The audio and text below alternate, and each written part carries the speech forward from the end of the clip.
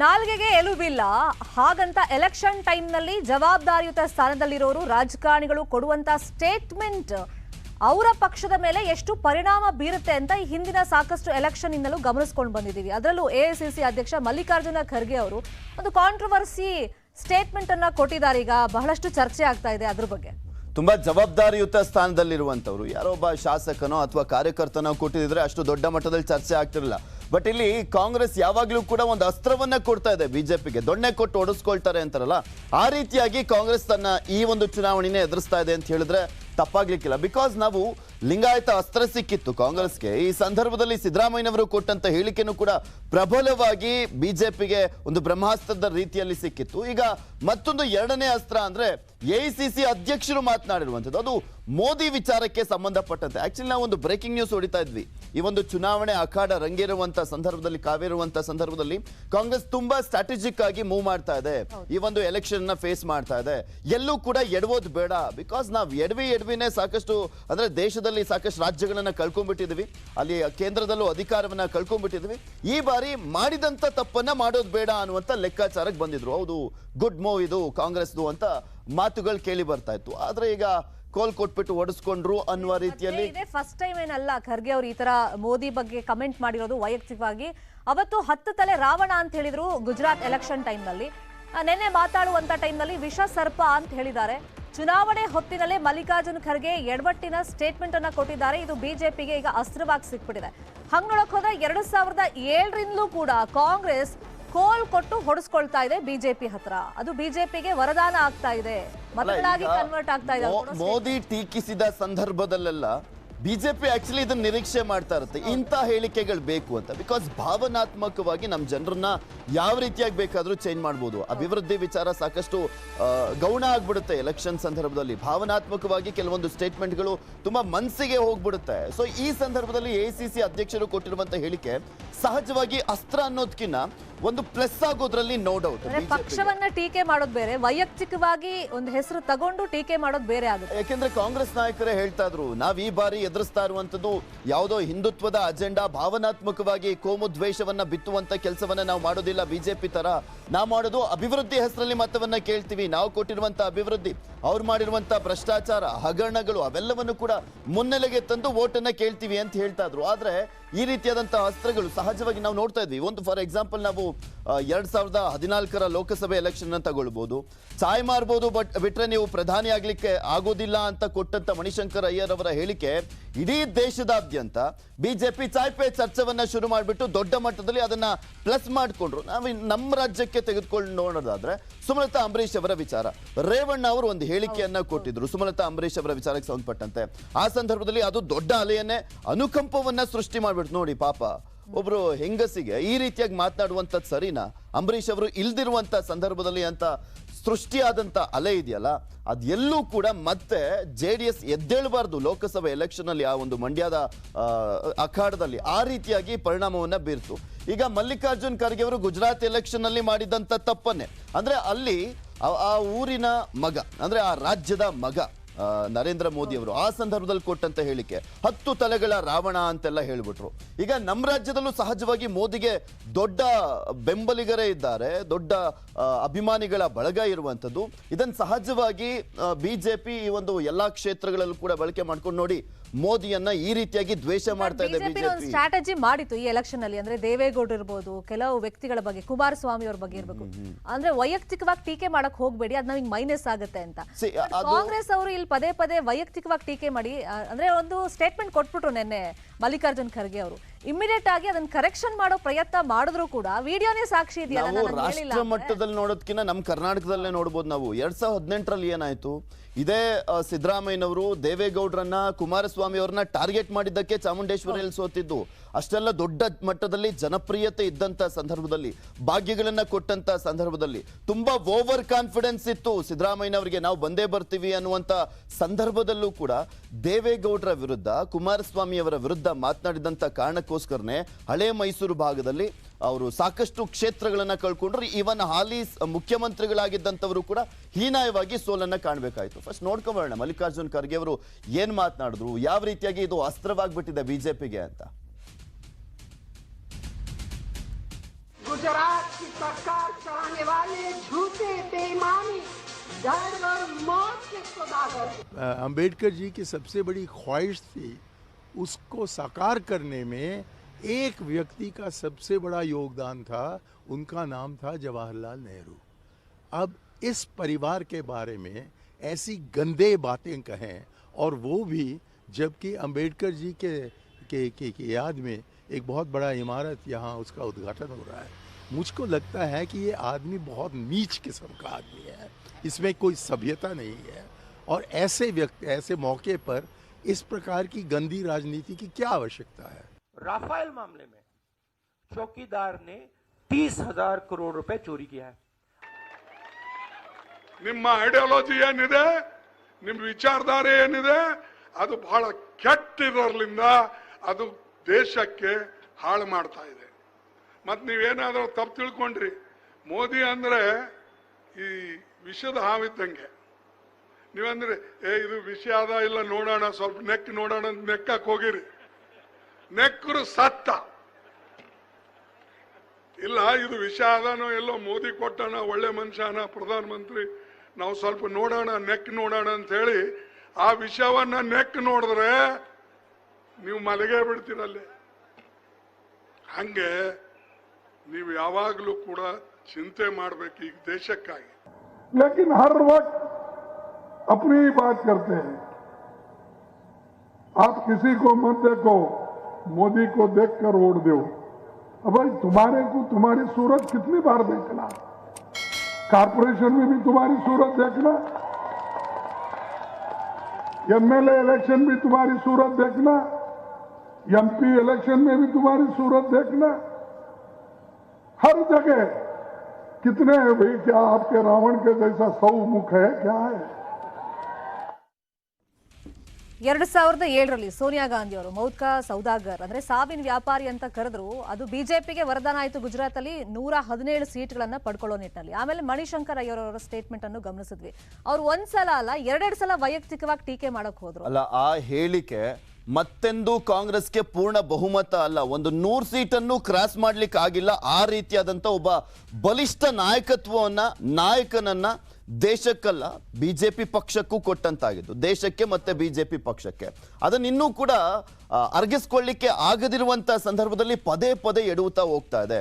ಅಭಿವೃದ್ಧಿ ವಿಚಾರದಲ್ಲಿ ನಾವು ರಾಜಕಾರಣ ಮಾಡೋಣ ಅಂತ ಹೇಳೋರು ಇವರೇ, ಮತ್ತೆ ಭಾವನಾತ್ಮಕವಾಗಿ ರಾಜಕಾರಣವನ್ನ ಎಳೆದುಕೊಂಡು ಹೋಗುವಂಥದ್ದು ಕೂಡ ಕಾಂಗ್ರೆಸ್ ನಾಯಕರೇ. ಅವರಿಗೆ ಇನ್ನೊಂದು ಅಸ್ತ್ರವನ್ನ ಕೊಡುವ ಮುಖಾಂತರ ನಿನ್ನೆ ಎಷ್ಟೇ ಟೀಕೆ ಮಾಡಿದ್ರು ಮೋದಿ ಅವರು ಗ್ಯಾರಂಟಿಗಳ ವಿಚಾರಕ್ಕೆ ಸಂಬಂಧಪಟ್ಟಂತೆ. ಇವರು ನಮ್ ಗ್ಯಾರಂಟಿ ಎಷ್ಟು ವರ್ಕೌಟ್ ಆಗುತ್ತೆ, ನಿಮ್ಗೆ ಯಾವ ರೀತಿಯಾಗಿ ನಾವು ತಲುಪಿಸ್ತೀವಿ ಅಂತ ಅಟ್ಲೀಸ್ಟ್ ಜನರ ಮುಂದಿಡುವಂತ ಕೆಲಸ ಮಾಡೋದು ಬಿಟ್ಟು ಈ ರೀತಿಯಾದಂತ ಹೇಳಿಕೆಯನ್ನ ಕೊಡ್ತಾ ಇದ್ದಾರೆ. ನಾವು ಹೇಳಿದ್ವಲ್ಲ ಅವಾಗಲೇ, ಯಾವುದೋ ಒಬ್ಬ ಕಾರ್ಯಕರ್ತ ಕೊಟ್ಟಿದ್ರೆ ಇಷ್ಟು ದೊಡ್ಡ ಮಟ್ಟದಲ್ಲಿ ಚರ್ಚೆ ಆಗ್ತಾ ಇರಲಿಲ್ಲ. ಇದು ಬರೀ ನಮ್ಮ ರಾಜ್ಯ ಮಟ್ಟದಲ್ಲಿ ಮಾತ್ರ ಚರ್ಚೆ ಆಗೋದಿಲ್ಲ, ಇಡೀ ರಾಷ್ಟ್ರದಾದ್ಯಂತ ಚರ್ಚೆ ಆಗುತ್ತೆ. ಬಿಕಾಸ್ ರಾಷ್ಟ್ರೀಯ ನಾಯಕ ಕೊಟ್ಟಿರುವಂತ ಹೇಳಿಕೆ, ಕಾಂಗ್ರೆಸ್ನ ಅಧ್ಯಕ್ಷ ಕೊಟ್ಟಿರುವಂತ ಹೇಳಿಕೆ. ನರೇಂದ್ರ ಮೋದಿ ಅವರು ಕರ್ನಾಟಕಕ್ಕೆ ಬರ್ತಾರಲ್ಲ, ಅವಾಗ ಇದಕ್ಕೆ ಸರಿಯಾದಂತ ಒಂದು ಉತ್ತರ ಕೊಟ್ಟೆ ಕೊಡ್ತಾರೆ. ಯಾಕಂದ್ರೆ ನಾವು ಆಲ್ವೇಸ್ ನೋಡಿದೀವಿ ನರೇಂದ್ರ ಮೋದಿ ಅವರು ಖರ್ಗೆ ಅವ್ರ ಬಗ್ಗೆ ಟೀಕೆಗಳನ್ನ ಮಾಡಿದ್ದು. ಎಸ್ಪೆಷಲಿ ಕಲಬುರಗಿ ಭಾಗಕ್ಕೆಲ್ಲ ಹೋದಾಗ ಈ ಭಾಗದ ನಾಯಕ ಏನ್ ಮಾಡಿದ್ದಾರೆ, ನಮ್ಮ ಸರ್ಕಾರ ಇಂತಿಷ್ಟು ಕೋಟಿ ದುಡ್ಡೆಲ್ಲ ಕೊಟ್ಟಿದೆ ಅಂತ ಹೇಳ್ತಲೇ ಇದ್ರು. ಸೊ ಹಾಗಾಗಿ ಇದಕ್ಕೆ ತಕ್ಕ ಉತ್ತರವನ್ನ ನರೇಂದ್ರ ಆಮೇಲೆ ಶರ್ಮಿತಾ, ಇದಕ್ಕೆ ತುಂಬಾ ಬಹಳ ಟೈಮ್ ಇಲ್ಲ, ಹೇಳ್ಕೊಂಡು ಏನೋ ಒಂದು ಮುಗ್ದೋಗ್ಬಿಡುತ್ತಪ್ಪ, ಆಮೇಲೆ ಎಲೆಕ್ಷನ್ ಫೇಸ್ ಮಾಡ್ಬೋದು ಅಂತ. ಇನ್ನಿರೋದು 10 ದಿನ. ಇವತ್ತು ಆಲ್ರೆಡಿ 28ನೇ ತಾರೀಕು, ಇನ್ನಿರುವಂಥದ್ದು 12 ದಿನ ಇದೆ ಮತದಾನವನ್ನ ಮಾಡಲಿಕ್ಕೆ. ಈಗ ಈ ಹಿಂದೆ ಸತೀಶ್ ಜಾರಕಿಹೊಳಿ ಅವರು ಹಿಂದೂ ವಿಚಾರಕ್ಕೆ ಸಂಬಂಧಪಟ್ಟಂತೆ ಹಿಂದೂ ಪದ ಅನ್ನುವಂಥದ್ದೇ ಅಶ್ಲೀಲ ಅಂತ ಹೇಳಿದಂಥದ್ದು ದೊಡ್ಡ ಮಟ್ಟದಲ್ಲಿ ಚರ್ಚೆ ಆಯಿತು. ಹೌದು, ಈಗ ಅದಕ್ಕೆ ಅಂದ್ರೆ ತುಂಬಾ ದಿನಗಳ ಕಾಲ ಆದಂತ ಹಿನ್ನೆಲೆಯಲ್ಲಿ ಸ್ವಲ್ಪ ಮಟ್ಟಿಗೆ ಅದು ಬೂದಿ ಮುಚ್ಚದ ಕೆಂಡದಂತೆ ಇರುವಂಥದ್ದು. ಅದು ಯಾವ ರೀತಿಯಾದಂಥ ಪರಿಣಾಮ ಬೀರುತ್ತೆ ಅನ್ನುವಂಥದ್ದು ಕಾದು ನೋಡಬೇಕು. ಆದರೆ ಸದ್ಯಕ್ಕಂತೂ ಅದು ಅಸ್ತ್ರ ಆಗಿಲ್ಲ. ಬಟ್ ಈಗ ಎಲೆಕ್ಷನ್ ಟೈಮ್ನಲ್ಲಿ ಕೊಟ್ಟಿರುವಂಥ ಹಿನ್ನೆಲೆಯಲ್ಲಿ ಸಹಜವಾಗಿ ಬಿಜೆಪಿಗೆ ಬಯಸದೇ ಬಂದಂತ ಒಂದು ಅಸ್ತ್ರ ಇದು. ಯಾಕೆಂದ್ರೆ ಅವರಿಗೆ ಅಭಿವೃದ್ಧಿ ವಿಚಾರದಲ್ಲಿ ಹೇಳ್ಕೊಳ್ಳುವಂತ ಒಂದು ದೊಡ್ಡ ಯೋಜನೆಗಳಿಲ್ಲ. ಮೋದಿಯವರ ಮುಖ ನೋಡ್ಕೊಂಡೇ ಇವರು ಎಲೆಕ್ಷನ್ ಅನ್ನ ಫೇಸ್ ಮಾಡಿರುವಂತದ್ದು. ಎಲ್ಲಾದ್ರೂ ಒಂದು ರಾಜ್ಯದ ಎಲೆಕ್ಷನ್ಗಳು ಮೋದಿ ಕೇಂದ್ರಿತವಾಗಿ ನಡೆದಂತ ಸಂದರ್ಭದಲ್ಲಿ ಬಿಜೆಪಿಗೆ ದೊಡ್ಡ ಮಟ್ಟದಲ್ಲಿ ಪ್ಲಸ್ ಇರುತ್ತೆ. ಯಾಕೆಂದ್ರೆ ಮೋದಿ ಕೇಂದ್ರಿತವಾಗಿ ನಡೆಯುವಂತ ಲೋಕಸಭಾ ಎಲೆಕ್ಷನ್ ಗಳನ್ನ ನಾವು ನೋಡಿದೀವಿ. ಇನ್ಫ್ಯಾಕ್ಟ್ ನಮ್ಮ ರಾಜ್ಯದಲ್ಲೂ ಕೂಡ ಅಷ್ಟೇ, ಮೋದಿ ಕೇಂದ್ರಿತವಾಗಿ ನಡೆದಂತ ಸಂದರ್ಭದಲ್ಲಿ 25 ಸ್ಥಾನಗಳವರೆಗೂ ತಲುಪಿದ್ದಾರೆ. ಅದೇ ರಾಜ್ಯ ಸ್ಥಳೀಯ ನಾಯಕರ ಕೇಂದ್ರಿತವಾಗಿ ನಡೆಯುವಂತ ಚುನಾವಣೆಗಳಲ್ಲಿ ಒಂದು ಬಹುಮತವನ್ನ ಕೂಡ ಪಡೆದುಕೊಳ್ಳಿಕ್ಕೆ ಆಗ್ತಾ ಇಲ್ಲ. ಈಗ ಮೋದಿ ಕೇಂದ್ರಿತವಾಗಿ ನಡೆಯುವಂತ ಚುನಾವಣೆ ಅಂತ ಏನಾದ್ರೂ ಆಗ್ಬಿಟ್ರೆ ಕಾಂಗ್ರೆಸ್ಗಂತೂ ದೊಡ್ಡ ಮಟ್ಟದಲ್ಲಿ ಹಿನ್ನಡೆ ಕಾಂಗ್ರೆಸ್ ಆಗುತ್ತೆ. ಮೇ ಬಿ ಓವರ್ ಕಾನ್ಫಿಡೆನ್ಸ್ ಅಲ್ಲಿ ಇದಾರೆ ಅಂತ ಕಾಣಿಸುತ್ತೆ. ಸಮೀಕ್ಷೆಗಳನ್ನೆಲ್ಲ ಮಾಡಿಸಿ ನಮ್ಮ ಸರ್ಕಾರ ಬರಬಹುದು ಅನ್ನೋ ಒಂದು ಓವರ್ ಕಾನ್ಫಿಡೆನ್ಸ್ ಆಕ್ಚುಲಿ ಯಾವಾಗ್ಲೂ ಬಿಜೆಪಿ ಅವರು ಮೋದಿ ಕೇಂದ್ರಿತವಾಗಿ ಚುನಾವಣೆ ನಡೆದ್ರೇನೆ ಪ್ಲಸ್ ಅಂತ ಅವ್ರಿಗೆ ಚೆನ್ನಾಗಿ ಗೊತ್ತಿದೆ. ಆದ್ರೆ ಸ್ಥಳೀಯವಾಗಿ ಅದನ್ನ ಮಾಡ್ಲಿಕ್ಕೆ ಆಗ್ತಾ ಇರಲಿಲ್ಲ, ಕೆಲವೊಂದು ಅಸ್ತ್ರಗಳು ಸಿಗ್ತಾ ಇರಲಿಲ್ಲ. ಬಿಕಾಸ್ ಅಲ್ಲೇ ಆಗುವಂತ ಪ್ರಾಬ್ಲಮ್ಗಳಿಗೆ ಮೋದಿಯನ್ನ ಎಳೆದು ತರಲಿಕ್ಕೆ ಆಗ್ತಿರಲಿಲ್ಲ. ಬಟ್ ಇಂಥ ಸ್ಟೇಟ್ಮೆಂಟ್ಗಳು ಮೋದಿ ಕೇಂದ್ರಿತವಾಗಿ ನಡೆಯಂಗ್ ಮಾಡ್ಬಿಡ್ತವೆ ಚುನಾವಣೆಗಳನ್ನ. ಇದೇ ವಿಚಾರವಾಗಿ ಇನ್ನಷ್ಟು ಡೀಟೇಲ್ ಆಗಿ ಇನ್ಫಾರ್ಮೇಶನ್ ಕೊಡೋದಕ್ಕೆ ನೇರ ಸಂಪರ್ಕದಲ್ಲಿ ಜಾಯ್ನ್ ಆಗಿದ್ದಾರೆ ನಮ್ಮ political bureau head Chidanand Patel. Chidanand Patel, ಹೇಳಿಕೆಗಳ ಮೇಲೆ ಹೇಳಿಕೆಗಳನ್ನ ಕೊಡುವಾಗ ಎಡವಟ್ಟುಗಳನ್ನ ಮಲ್ಲಿಕಾರ್ಜುನ ಖರ್ಗೆ ಅಂತ ಜವಾಬ್ದಾರಿಯುತ ಸ್ಥಾನದಲ್ಲಿ ಇರೋರು, ಅದರಲ್ಲೂ ಒಂದು ಲಾಸ್ಟ್ 10 days ಡೆವಲಪ್ಮೆಂಟ್ ಗಳನ್ನ ನಾವು ಗಮನಿಸ್ತಾ ಇದ್ರೆ ಸಿದ್ದರಾಮಯ್ಯ ಅವರು ಲಿಂಗಾಯತ ಸಿಎಂ ಬಗ್ಗೆ ಮಾಡಿದಂತ ಕಮೆಂಟ್ ಇರ್ಬೋದು, ಈಗ ಮಲ್ಲಿಕಾರ್ಜುನ ಖರ್ಗೆ ಕಮೆಂಟ್, ಇದು ಬಿಜೆಪಿಗೆ ಯಾವ ತರ ಅಸ್ತ್ರವಾಗಿದೆ. ಮತ್ತೆ ಇನ್ಫ್ಯಾಕ್ಟ್ ಒಂದು 10 ದಿನ ಇವಾಗ ಇರೋದ್ರಿಂದ 10-12 ದಿವಸ ಈಗ ಮತದಾರರ ಮೂಡ್ ಮೇಲೆ ಇದು ಯಾವ ತರ ಇಂಪ್ಯಾಕ್ಟ್ ಆಗ್ಬಹುದು? ಯಾಕಂದ್ರೆ ಕಾಂಗ್ರೆಸ್ ನಾಯಕರ ಈ ಹೇಳಿಕೆ ಎಡವಟ್ಟುಗಳನ್ನ ಸರಿ ಮಾಡ್ಕೊಳ್ಳೋದಕ್ಕೂ ಟೈಮ್ ಇಲ್ಲ ಈಗ.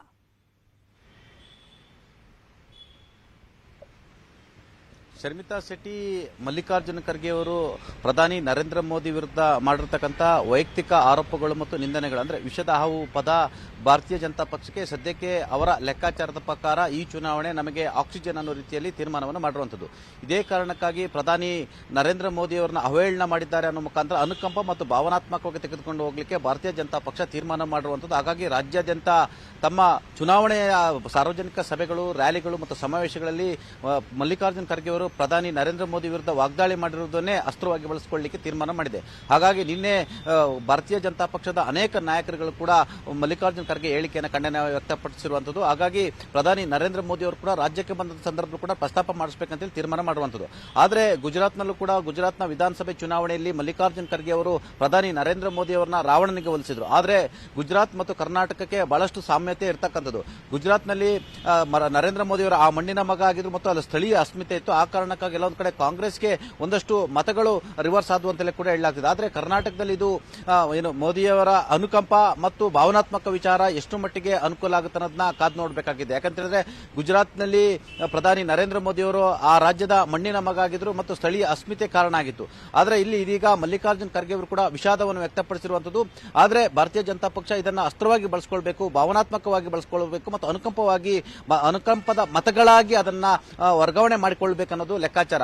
ಆದರೆ ಕರ್ನಾಟಕದಲ್ಲಿ ಇದು ಎಷ್ಟು ಮಟ್ಟಿಗೆ ಹೆಲ್ಪ್ ಆಗುತ್ತೆ ಅನ್ನೋದು ಕಾದು ನೋಡಬೇಕಾಗಿದೆ. ಆದರೆ ಈ ಚುನಾವಣಾ ಸಂದರ್ಭದಲ್ಲಿ ಭಾರತೀಯ ಜನತಾ ಪಕ್ಷಕ್ಕೆ ಎಲ್ಲ ಒಂದು ಕಡೆ ಅನೇಕ ಆರೋಪಗಳ ನಡುವೆ ಈಗಾಗಲೇ ಭಾರತೀಯ ಜನತಾ ಪಕ್ಷದ ಮೇಲೆ ಅನೇಕ ಆರೋಪಗಳನ್ನು ಕಾಂಗ್ರೆಸ್ ಪಕ್ಷ ಮಾಡ್ತಿರುವಂತದ್ದು, 40% ಕಮಿಷನ್ ಆರೋಪ ಮಾಡ್ತಿರುವಂತದ್ದು, ಭ್ರಷ್ಟಾಚಾರದ ಆರೋಪವನ್ನು ಮಾಡ್ತಿರುವಂತದ್ದು, ಇನ್ನು ಅನೇಕ ಆರೋಪಗಳ ನಡುವೆಯೂ ಕೂಡ ಪ್ರಧಾನಿ ನರೇಂದ್ರ ಮೋದಿಯ ವಿರುದ್ಧ ವೈಯಕ್ತಿಕವಾಗಿ ಮಲ್ಲಿಕಾರ್ಜುನ ಖರ್ಗೆ ಅಂತ ಹೇಳಿಕೆ ಕೊಟ್ಟಿರುವಂತದ್ದು ಭಾರತೀಯ ಜನತಾ ಪಕ್ಷಕ್ಕೆ ಸದ್ಯಕ್ಕೆ ಸಿಕ್ಕಿರ್ತಕ್ಕಂಥ ಅಸ್ತ್ರ. ಈ ಅಸ್ತ್ರವನ್ನ ಸದುಪಯೋಗ ಪಡಿಸಿಕೊಳ್ಬೇಕು ಮತ್ತು ಪ್ರಬಲವಾಗಿ ಬಳಕೆ ಮಾಡಬೇಕಂತ ಹೇಳಿ ಈಗಾಗಲೇ ಭಾರತೀಯ ಜನತಾ ಪಕ್ಷ ತೀರ್ಮಾನ ಮಾಡಿರುವಂತದ್ದು. ಇದನ್ನ ಎಷ್ಟರ ಮಟ್ಟಿಗೆ ಅವರು ಬಳಸಿಕೊಳ್ತಾರೆ ಮತ್ತು ಎಷ್ಟರ ಮಟ್ಟಿಗೆ ಯಶಸ್ವಿ ಆಗುತ್ತೆ ಮತ್ತು ನಿಜವಾಗ್ಲೂ ಇದು ಅನುಕಂಪವಾಗಿ ಪರಿವರ್ತನೆ ಆಗುತ್ತೆ ಅನ್ನೋದನ್ನ ಸದ್ಯಕ್ಕೆ ಅದು ಮತದಾರರಿಗೆ ಬಿಟ್ಟಿದ್ದು ಅಂತ ಹೇಳಿದ್ರು ತಪ್ಪಾಗಲಾರದು. ಶರ್ಮಿತಾ ಶೆಟ್ಟಿ. ಥ್ಯಾಂಕ್ ಯು ಚಿದಾನಂದ್ ಪಟೇಲ್ ಈ ಕ್ಷಣದ ಅಪ್ಡೇಟ್ಸ್ಗೆ. ಶರ್ಮಿತಾ, ಇನ್ನ ಇರುವಂತದ್ದು 10 ದಿನ ಅಂತ ನಾವೇನ್ ಹೇಳ್ತಿದ್ವಿ, ಅದರ ಜೊತೆಗೆ ನೆಕ್ಸ್ಟ್ ಅಂದ್ರೆ ನಾಳೆಯಿಂದ ಮೋದಿ ಅವರ ನಿರಂತರ ಪ್ರವಾಸ ಬೇರೆ ಇರುವಂತದ್ದು ರಾಜ್ಯದಲ್ಲಿ. ಇಂಥ ಟೈಮ್ನಲ್ಲಿ ಕೊಟ್ಟಿರುವಂತ ಹೇಳಿಕೆ, ಈಗ ಆಲ್ರೆಡಿ ಯೋಗಿ ಆದಿತ್ಯನಾಥ್ ಅವರೆಲ್ಲರೂ ಕೂಡ ಬರ್ತಾ ಇದ್ದಾರೆ, ಕೇಸರಿ ಅಲೆಯನ್ನ ಸೃಷ್ಟಿ ಮಾಡುವಂತ ನಿಟ್ಟಿನಲ್ಲಿ ಪ್ರಯತ್ನ ಪಡ್ತಾ ಇರುವಂತದ್ದು. ಈಗ ನರೇಂದ್ರ ಮೋದಿ ಅವರು ಹಾಗೆ ಚಿತ್ತಾಪುರಕ್ಕೂ ಕೂಡ ಹೋಗ್ತಾ ಇದ್ದಾರೆ. ನರೇಂದ್ರ ಮೋದಿ ಅವರು ಅಲ್ಲಿ ಚಿತ್ತಾಪುರ ಅವರ ಮಗನ ಕ್ಷೇತ್ರ ಬೇರೆ, ಯಾವ್ಯಾವ ರೀತಿಯಾದಂಥ ಪರಿಣಾಮ ಬೀರುತ್ತೆ ಅನ್ನುವಂಥದ್ದನ್ನ ಕಾದ್ ನೋಡ್ಬೇಕಾಗಿದೆ. ಬಿಕಾಸ್ ಸ್ಥಳೀಯ ಮಟ್ಟದಲ್ಲಿ ರಾಜಕಾರಣ ಮಾಡುವಂಥದ್ದು ಬೇರೆ, ಬಟ್ ರಾಷ್ಟ್ರೀಯ ನಾಯಕನನ್ನ ಅವರ ಹೆಸರನ್ನ ತಂದಂತ ಸಂದರ್ಭದಲ್ಲಿ ಆಗುವಂತ ಬದಲಾವಣೆಗಳೇ ಬೇರೆ. ಪದೇ ಪದೇ ಕಾಂಗ್ರೆಸ್ ಈ ರೀತಿಯಾದಂತ ಎಡವಟ್ಟನ್ನ ಮಾಡಬಾರ್ದಿತ್ತು, ಮಾಡ್ತಾ ಇದೆ. ಶುರು ಮಾಡಿದ್ದಾರೆ ಅಂದ್ರೆ ಅಟ್ಲೀಸ್ಟ್ ಆ ಪ್ರಧಾನಿ ಹುದ್ದೆಗಾದ್ರೂ ಇವರೊಂದು ಬೆಲೆ ಕೊಡಬೇಕು, ಅದನ್ನ ಮರೆತು ಬಿಡ್ತಾರೆ. ಈ ತರದ ಟೀಕೆಗಳನ್ನ, ಈ ತರದ ಲ್ಯಾಂಗ್ವೇಜ್ ಗಳನ್ನ, ಪದಗಳನ್ನ ಯೂಸ್ ಮಾಡ್ತಾ ಇದ್ದಾರೆ ಅಂತ ಹೇಳಿ ಆಲ್ರೆಡಿ ಟೀಕೆಗಳನ್ನ ಶುರು ಮಾಡಿದ್ದಾರೆ. ಇನ್ನು ನರೇಂದ್ರ ಮೋದಿ ಅವರ ಉತ್ತರ ಇದಕ್ಕೆ ಏನಾಗಿರುತ್ತೆ ಅಂತ ಕಾದು ನೋಡೋಣ. ಈಗ ಒಂದು ಬ್ರೇಕ್ ಇರುತ್ತೆ. ಬ್ರೇಕ್ ಆದ್ಮೇಲೆ ಸಿಎಂಗೆ ಅವ್ರ ಕ್ಷೇತ್ರದ್ದು ಟೆನ್ಷನ್ ಇದೆ, ಜೊತೆಗೆ ಆ ತವರು ಜಿಲ್ಲೆ ಅಂದ್ರೆ ಹಾವೇರಿ ಜಿಲ್ಲೆಗಳಲ್ಲಿರುವಂತ ಕ್ಷೇತ್ರಗಳನ್ನ ಗೆಲ್ಲಿಸ್ಕೊಂಡು ಬರುವಂತ ಒಂದು ಟೆನ್ಷನ್ ಕೂಡ ಇದೆ. ಅದ್ರ ಬಗ್ಗೆ ಕಂಪ್ಲೀಟ್ ಆಗಿ ಇನ್ಫಾರ್ಮೇಶನ್ ಕೊಡ್ತಾ ಹೋಗ್ತೀವಿ.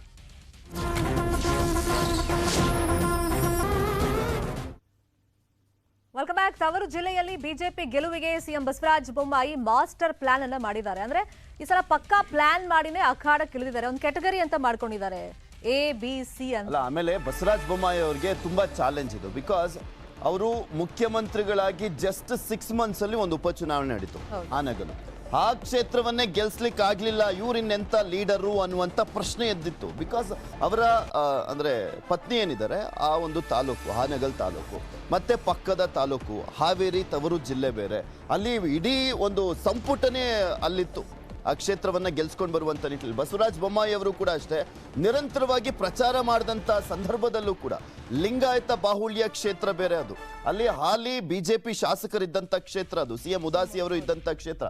ಆ ಕ್ಷೇತ್ರವನ್ನೇ ಗೆಲ್ಲಿಸ್ಲಿಕ್ಕೆ ಆಗ್ಲಿಲ್ವಲ್ಲ, ಇವ್ರು ಬೇರೆ ಕ್ಷೇತ್ರಗಳನ್ನ ಗೆಲ್ಲಿಸುವಂತ ಸಾಧ್ಯತೆ ಎಷ್ಟರ ಮಟ್ಟಿಗೆ ಇದೆ ಅನ್ನುವಂತ ಲೆಕ್ಕಾಚಾರ ಬಂತು. ಮಾತು ಕೇಳ್ಬಂತು ಅಂದ್ರೆ ಇವ್ರ ನೇತೃತ್ವದಲ್ಲಿ ನೆಕ್ಸ್ಟ್ ಎಲೆಕ್ಷನ್ ಹೋಗಕ್ ಸಾಧ್ಯ ಇದೆಯಾ, ಅಂದ್ರೆ ಇವ್ರ ನೇತೃತ್ವದಲ್ಲಿ ಅಂದ್ರೆ ಇವ್ರ ಫೇಸ್ ಇಟ್ಕೊಂಡು ಹೋದ್ರೆ ನಮ್ಗೆ ಮತ್ತೆ ಸೀಟ್ಗಳನ್ನ ಗೆಲ್ಲೋದಕ್ಕೆ ಸಾಧ್ಯ ಇದೆಯಾ ಅಂತದೆಲ್ಲ ಪ್ರಶ್ನೆಗಳು ಉದ್ಭವವಾಗಿತ್ತು. ಆಮೇಲೆ ಹಾವೇರಿ ಜಿಲ್ಲೆ ಅಂತ ಬಂದಂತ ಸಂದರ್ಭದಲ್ಲಿ ಯಡಿಯೂರಪ್ಪನವರಿಗೆ ತನ್ನದೇ ಆದಂತ ಒಂದು ವೇವ್ ಇದೆ. ಬಿಕಾಸ್ KJP ಕಟ್ಟಿದ್ದೆ ಹಾವೇರಿ ಜಿಲ್ಲೆಯಲ್ಲಿ. ಅವರು KJP ಸಮಾವೇಶ ಮಾಡಿದ್ದು ಡಿಸೆಂಬರ್ 9, 2013 ಸಂದರ್ಭದಲ್ಲಿ. 2012ರಲ್ಲಿ ದೊಡ್ಡ ಸಂಖ್ಯೆ ಲಕ್ಷಾನುಲಕ್ಷ ಜನ ಬಂದಿದ್ರು, ಸುಮಾರು ಒಂದು 12 ರಿಂದ 13 ಲಕ್ಷದವರೆಗೂ ಜನ ಬಂದಂತ ಟೈಮ್ನಲ್ಲಿ ಒಂದು ವೇವ್ ಸೃಷ್ಟಿಯಾಗಿತ್ತು ಅಲ್ಲಿ. KJP ಅಂದ್ರೆ ಮತಗಳು ಎಷ್ಟು ಇತ್ತು ಅಂದ್ರೆ ಸೆಕೆಂಡ್ ಪ್ಲೇಸ್ ಅಲ್ಲಿ ಇತ್ತು, BJP ಥರ್ಡ್ ಪ್ಲೇಸಿಗೆ ಹೋಗಿತ್ತು ಆಲ್ಮೋಸ್ಟ್ ಎಲ್ಲಾ ಕ್ಷೇತ್ರಗಳಲ್ಲೂ ಕೂಡ ಅಷ್ಟೇ. ಶಿಗ್ಗಾವಿ ಕ್ಷೇತ್ರದಲ್ಲಿ ಇವ್ರು ಗೆದ್ದಿದ್ ಬಿಟ್ರೆ, ಯಾರು ಬಸವರಾಜ ಬೊಮ್ಮಾಯಿ ಅವರು ಗೆದ್ದಿದ್ ಬಿಟ್ರೆ ಉಳಿದಂತ ಆಲ್ಮೋಸ್ಟ್ ಎಲ್ಲಾ ಕ್ಷೇತ್ರದಲ್ಲೂ ಕೂಡ ಸೆಕೆಂಡ್ ಪ್ಲೇಸ್ ಅಲ್ಲಿ ಇತ್ತು KJP. ಹಾಗೆ ಒಬ್ಬರು ಶಾಸಕರು ಕೂಡ ಆಯ್ಕೆ ಆಗಿದ್ರು ಹಿರೇಕೆರೂರು ಕ್ಷೇತ್ರದಲ್ಲಿ. ಈ ಬಾರಿ ತುಂಬಾ ಪರಿಸ್ಥಿತಿ ಭಿನ್ನವಾಗಿದೆ, ಯಾಕೆಂದ್ರೆ ಆಲ್ಮೋಸ್ಟ್ ಎಲ್ಲಾ ಕ್ಷೇತ್ರಗಳಲ್ಲೂ ಕೂಡ ಟಫ್ ಫೈಟ್ ಇರುವಂತದ್ದು. ಇವರು ABC ಕೆಟಗರಿ ಏನೇ ಮಾಡ್ಕೊಂಡಿದ್ರು ಕೂಡ ಯಡಿಯೂರಪ್ಪನವರು ಅಲ್ಲಿ ತುಂಬಾ ಇಂಪಾರ್ಟೆಂಟ್ ಆಗ್ತಾರೆ. ಆದ್ರೆ ಈ ಬಾರಿ ಬಸವರಾಜ ಬೊಮ್ಮಾಯಿ ತವರು ಜಿಲ್ಲೆ ಆಗಿರುವಂತ ಹಿನ್ನೆಲೆಯಲ್ಲಿ ಕಳೆದ ಬಾರಿ 5 ಕ್ಷೇತ್ರಗಳಲ್ಲಿ BJP ಗೆದ್ದಿತ್ತು, 1 ಕ್ಷೇತ್ರ ಮಾತ್ರ ಪಕ್ಷೇತರವಾಗಿ ಗೆದ್ದಿದ್ರು 2018ರ ಎಲೆಕ್ಷನ್ ಸಂದರ್ಭದಲ್ಲಿ. ಬಟ್ ಈ ಬಾರಿ ಕಂಪ್ಲೀಟ್ ಆಗಿ ಚೇಂಜ್ ಆಗಿರುವಂತದ್ದು ಅಲ್ಲಿನ ಚಿತ್ರಣ.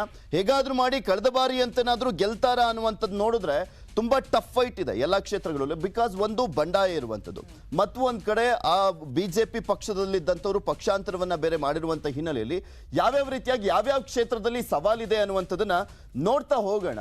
ಹಾವೇರಿ ಜಿಲ್ಲೆಯಲ್ಲಿರೋದು 6 ಕ್ಷೇತ್ರಗಳು, ಅದರನ್ನ 3 ವಿಭಾಗಗಳಾಗಿ ವಿಂಗಡಣೆ ಮಾಡಿದ್ದಾರೆ. ಅಂದ್ರೆ ಹಾವೇರಿಯನ್ನ ಒಟ್ಟು ಕ್ಲೀನ್ ಸ್ವೀಪ್ ಮಾಡಬೇಕು, 6 ಕ್ಷೇತ್ರಗಳಲ್ಲೂ ಕೂಡ ಬಿಜೆಪಿ ಅಭ್ಯರ್ಥಿಗಳನ್ನೇ ಗೆಲ್ಲಿಸ್ಕೊಂಡು ಬರಬೇಕು ಅಂತ ಹೇಳಿ ಬೊಮ್ಮಾಯಿ ರಣವ್ಯೂಹ ಮಾಡಿರೋದು. ಕಾಂಗ್ರೆಸ್ JDS ಕಟ್ ಹಾಕೋದಕ್ಕೆ ಒಂದು ರಣತಂತ್ರ ರೆಡಿ ಆಗಿದೆ. ಆ ರಣತಂತ್ರ ಏನು ಅಂತ ನ್ಯೂಸ್ 18ಗೆ ಬೊಮ್ಮಾಯಿ ಆಪ್ತ ಮೂಲಗಳಿಂದಲೇ ಖಚಿತವಾಗಿ ಮಾಹಿತಿ ಸಿಕ್ಕಿರೋದು. ನಾನು ಆಗ್ಲೇ ಹೇಳ್ತಾ ಇದ್ನಲ್ಲ ABC ಅಂತ ಹೇಳಿ ರಣತಂತ್ರ. ABC ಅಂದ್ರೆ ಏನ್ ಹಾಗಾದ್ರೆ? A ಅಂತಂದ್ರೆ ಗೆಲುವು ಕನ್ಫರ್ಮ್, ಸೊ ನಾವು ಪ್ರಚಾರ ಗೆಲ್ತೀವಿ ಅನ್ನೋ ಕ್ಷೇತ್ರಗಳು. B ಅಂದ್ರೆ ಸ್ವಲ್ಪ ಶ್ರಮ ಹಾಕಿದ್ರೆ ಸಾಕು ನಾವು ಗೆಲ್ಲುವಂತ ಕ್ಷೇತ್ರ ಅಂತ ಹೇಳಿದ್ರೆ ತಪ್ಪಾಗಿ. ಇನ್ನು C ಅಂತಂದ್ರೆ ಸೋಲಬಹುದಾದಂತ ಕ್ಷೇತ್ರಗಳು, ಅವ್ರಿಗೊಂದು ಅಂದಾಜು ಇರುತ್ತಲ್ಲ ಇವಾಗ ಆಲ್ರೆಡಿ ABC ಕೆಟಗರಿಯಲ್ಲಿ ಯಾವ್ಯಾವ ಕ್ಷೇತ್ರಗಳು ಅಂತ. ಇನ್ನು A ಕೆಟಗರಿಯಲ್ಲಿ ಬರುವಂತ ಕ್ಷೇತ್ರಗಳು ಶಿಗ್ಗಾವಿ ಕ್ಷೇತ್ರ ಮತ್ತೆ ಹಿರೇಕೆರೂರು ಕ್ಷೇತ್ರ A ಕೆಟಗರಿಯಲ್ಲಿ ಬರುತ್ತೆ ಅಂತ ಹಾಕೊಂಡಿದ್ದಾರೆ. ಶಿಗ್ಗಾವಿ ಕ್ಷೇತ್ರ ಮುಖ್ಯಮಂತ್ರಿಗಳ ಕ್ಷೇತ್ರ, ಅವರೇ ಸಾಕಷ್ಟು ಅರಸಾಹಸವನ್ನ ಪಡ್ತಾ ಇದ್ದಾರೆ ಆ ಕ್ಷೇತ್ರದಲ್ಲಿ ಗೆಲ್ಲುವಂತ ನಿಟ್ಟಿನಲ್ಲಿ. ಅಕಸ್ಮಾತ್ ಅಲ್ಲಿ ವಿನಯ್ ಕುಲಕರ್ಣಿ ಏನಾದ್ರೂ ಅಭ್ಯರ್ಥಿ ಆಗಿದ್ರೆ ಪರಿಸ್ಥಿತಿ ಬೇರೆ ಆಗ್ಬಿಟ್ಟಿರೋದು ಅನ್ನುವಂತ ಲೆಕ್ಕಾಚಾರ ಇರುವಂತದ್ದು. ಅಲ್ಪಸಂಖ್ಯಾತ ಅಭ್ಯರ್ಥಿ ಆಗಿರುವಂತ ಹಿನ್ನೆಲೆಯಲ್ಲಿ ಯಾಸೀರ್ ಪಠಾಣ್ ಆಗಿರುವಂತ ಹಿನ್ನೆಲೆಯಲ್ಲಿ ಗೆಲ್ಲುವಂತ ಕಡೆ ಹಿಂದೂ ಧ್ರುವೀಕರಣ ಆಗ್ಬಿಟ್ಟು ನಾನು ಮತ್ತೆ ಗೆಲ್ತೀನಿ, 4ನೇ ಬಾರಿಗೆ ಆಯ್ಕೆ ಆಗ್ತೀನಿ ಅನ್ನುವಂತ ಓವರ್ ಕಾನ್ಫಿಡೆನ್ಸ್ ಬಸವರಾಜ ಬೊಮ್ಮಾಯಿ ಅವರಿಗಿದೆ. ಆದ್ರೆ ಹಿರೇಕೆರೂರು ಕ್ಷೇತ್ರ ಇವ್ರ ಲೆಕ್ಕಾಚಾರದ ಪ್ರಕಾರ ಈಸಿಯಾಗಿ ಗೆಲ್ತೀವಿ ಅಂತ ಅನ್ಕೊಂಡಿದ್ದಾರೆ. ಬಟ್ ಆ ರೀತಿಯಾಗಿ ಇಲ್ಲ ಹಿರೇಕೆರೂರು ಕ್ಷೇತ್ರದಲ್ಲಿ. ಬಿಕಾಸ್ UB ಬಣಕಾರ್ ಅವರು ಇದಾರಲ್ಲ, ಅವ್ರ ತಂದೆ ಕಾಲದಿಂದಲೂ ಕೂಡ ಅವ್ರದೇ ಆದಂತ ಒಂದು ಹಿಡಿತವನ್ನ ಹೊಂದಿರುವಂತದ್ದು. BC ಪಾಟೀಲ್ 4 ಬಾರಿ ಶಾಸಕರಾಗಿದ್ದಾರೆ, ಹೌದು. ಆದ್ರೆ ಅವರು 4ನೇ ಬಾರಿಗೆ ಗೆಲ್ಲುವಂತ ಸಂದರ್ಭದಲ್ಲಿ UB ಬಣಕಾರ್ ಅವರ ಸಪೋರ್ಟ್ ಇದ್ದಂತ ಹಿನ್ನೆಲೆಯಲ್ಲಿ ಅವರು ಈಸಿಯಾಗಿ ಗೆಲ್ತಾರೆ ಉಪಚುನಾವಣೆಯ ಸಂದರ್ಭದಲ್ಲಿ. ಮತ್ತೆ 2018ರ ಎಲೆಕ್ಷನ್ ಅಲ್ಲಿ ಗೆದ್ದಿದ್ದು ಕೂಡ ಜಸ್ಟ್ 555 ಮತಗಳ ಅಂತರದಿಂದ ಅಷ್ಟೇ BC ಪಾಟೀಲ್ ಅವರು. ಈಗ UB ಬಣಕಾರ್ ಅವರು ಕಾಂಗ್ರೆಸ್ಗೆ ಹೋಗಿದ್ದಾರೆ. ಸೊ ಹೀಗಾಗಿ ಟಫ್ ಫೈಟ್ ಇದೆ, ಗೆದ್ದೇ ಗೆಲ್ತಾರೆ ಅಂತ ಹೇಳಲಿಕ್ಕಂತೂ ಹಿರೇಕೆರೂರು ಕ್ಷೇತ್ರದಲ್ಲಿ ಚಾನ್ಸೇ ಇಲ್ಲ. ಬಿಕಾಸ್ UB ಬಣಕಾರ್ ಅವರಿಗೆ ಒಂದು ಅನುಕಂಪ ಇದೆ ಆ ಭಾಗದಲ್ಲಿ. ಆಮೇಲೆ ಯಡಿಯೂರಪ್ಪನವರ ನಿಷ್ಠಾವಂತವರಾಗಿದ್ದಂಥವ್ರು, ಅವರು KJP ಇಂದಲೂ ಕೂಡ 2013ರಲ್ಲಿ ಗೆದ್ದಿದ್ದಂಥ ಒಬ್ಬ ಶಾಸಕರಾಗಿದ್ದಂಥವ್ರು. ಸೊ ಹೀಗಾಗಿ ತನ್ನದೇ ಆದಂಥ ಒಂದು ಹಿಡಿತವನ್ನ ಹೊಂದಿದೆ, ತುಂಬಾ ನಿಷ್ಠ ಹಾಗೆ ಆ ಸಮುದಾಯದಲ್ಲಿ ಪ್ರಬಲರು ಅಂತ ಗುರುತಿಸಿಕೊಂಡಿರುವಂಥ ಹಿನ್ನೆಲೆಯಲ್ಲಿ UB ಬಣಕಾರ್ ಅವರಿಗೂ ಕೂಡ ತುಂಬಾ ಪ್ಲಸ್ ಪಾಯಿಂಟ್ ಇರುವಂಥದ್ದು. ಆ ಕಾರಣಕ್ಕೋಸ್ಕರನೇ ಸುದೀಪ್ ಅವ್ರನ್ನ ನಿನ್ನೆ BC ಪಾಟೀಲ್ ಅವರು ಕರ್ಸ್ಕೊಂಡಿದ್ರು. ಹಾವೇರಿ ಕ್ಷೇತ್ರದಲ್ಲಿ ನೋಡಿ ಬಸವರಾಜ ಬೊಮ್ಮಾಯಿ ಅವರು ಎಲ್ಲೆಲ್ಲಿ ಹೋಗ್ತಾರೆ ಅಂದ್ರೆ ಎಲ್ಲೆಲ್ಲಿ ಹೇಳ್ತಾರೆ ನಾನು ಅಲ್ಲಿ ಪ್ರಚಾರ ಮಾಡ್ತೀನಿ ಅಂತ ಹೇಳಿದ್ರು ಸುದೀಪ್ ಅವರು. ಶಿಗ್ಗಾವಿಯಿಂದ ಶುರು ಮಾಡಿ ನಿನ್ನೆ ರಾಣಿಬೆನ್ನೂರು ಆಗಿರ್ಬೋದು, ಬ್ಯಾಡಗಿ ಆಗಿರ್ಬೋದು, ಹಾವೇರಿ ಆಗಿರ್ಬೋದು, ಹಿರೇಕೆರೂರು ಕ್ಷೇತ್ರ.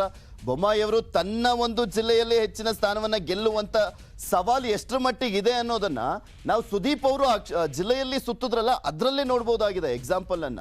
ಇನ್ನ ಉಳಿದಂತೆ ಹಿರೇಕೆರೂರು ಕ್ಷೇತ್ರ ನೋಡಿದ್ವಿ, ಹಾನಗಲ್ ಕ್ಷೇತ್ರ ಇದೆಯಲ್ಲ, ಯಾವಾಗ್ಲೂ ಕೂಡ 78 ಇಂದ ಒಂದು ಮನೋಹರ್ ತಹಶೀಲ್ದಾರ್ ಮತ್ತೆ ಉದಾಸಿ ಅವರ ನಡುವೆ ಟಫ್ ಫೈಟ್ ನಡೀತಾ ಇತ್ತು. ಹತ್ತತ್ರ ಒಂದು 45 ವರ್ಷಗಳ ಕಾಲ ನಿರಂತರವಾಗಿ ಒಂದು ಫೈಟ್ ನಡೀತಾ ಇದ್ದಂತ ಒಂದು ಕ್ಷೇತ್ರ. ಈಗ ಮನೋಹರ್ ತಹಶೀಲ್ದಾರ್ ಅವರು JDS ಅಲ್ಲಿ ಇದ್ದಾರೆ, JDS ಇಂದ ಅಭ್ಯರ್ಥಿ ಆಗಿರುವಂತದ್ದು, JDS ಗೆ ಒಂದು ದೊಡ್ಡ ಶಕ್ತಿ ಬಂದಂತಾಗಿದೆ. ಉದಾಸಿ ಅವರಿಲ್ಲ. ಆಕ್ಚುಲಿ ಕೇಳಲಾಗ್ತಾ ಇತ್ತು, ಉದಾಸಿ ಅವರ ಮಗನಿಗಾದ್ರೂ ಕೊಡಿ ಅಥವಾ ಶಿವಕುಮಾರ್ ಉದಾಸಿ ಅಥವಾ ಅವರ ಪತ್ನಿಗಾದ್ರೂ ಕೊಡಿ, ಅವ್ರ ಕುಟುಂಬಕ್ಕೆ ಟಿಕೆಟ್ ಕೊಟ್ರೆ ಈಸಿಯಾಗಿ ಗೆಲ್ಲಬಹುದು ಅಂತ ಕೇಳ್ತಾ ಇದ್ರು ಅಲ್ಲಿನ ಕಾರ್ಯಕರ್ತರು. ಆದ್ರೆ ಕೊಟ್ಟಿಲ್ಲ.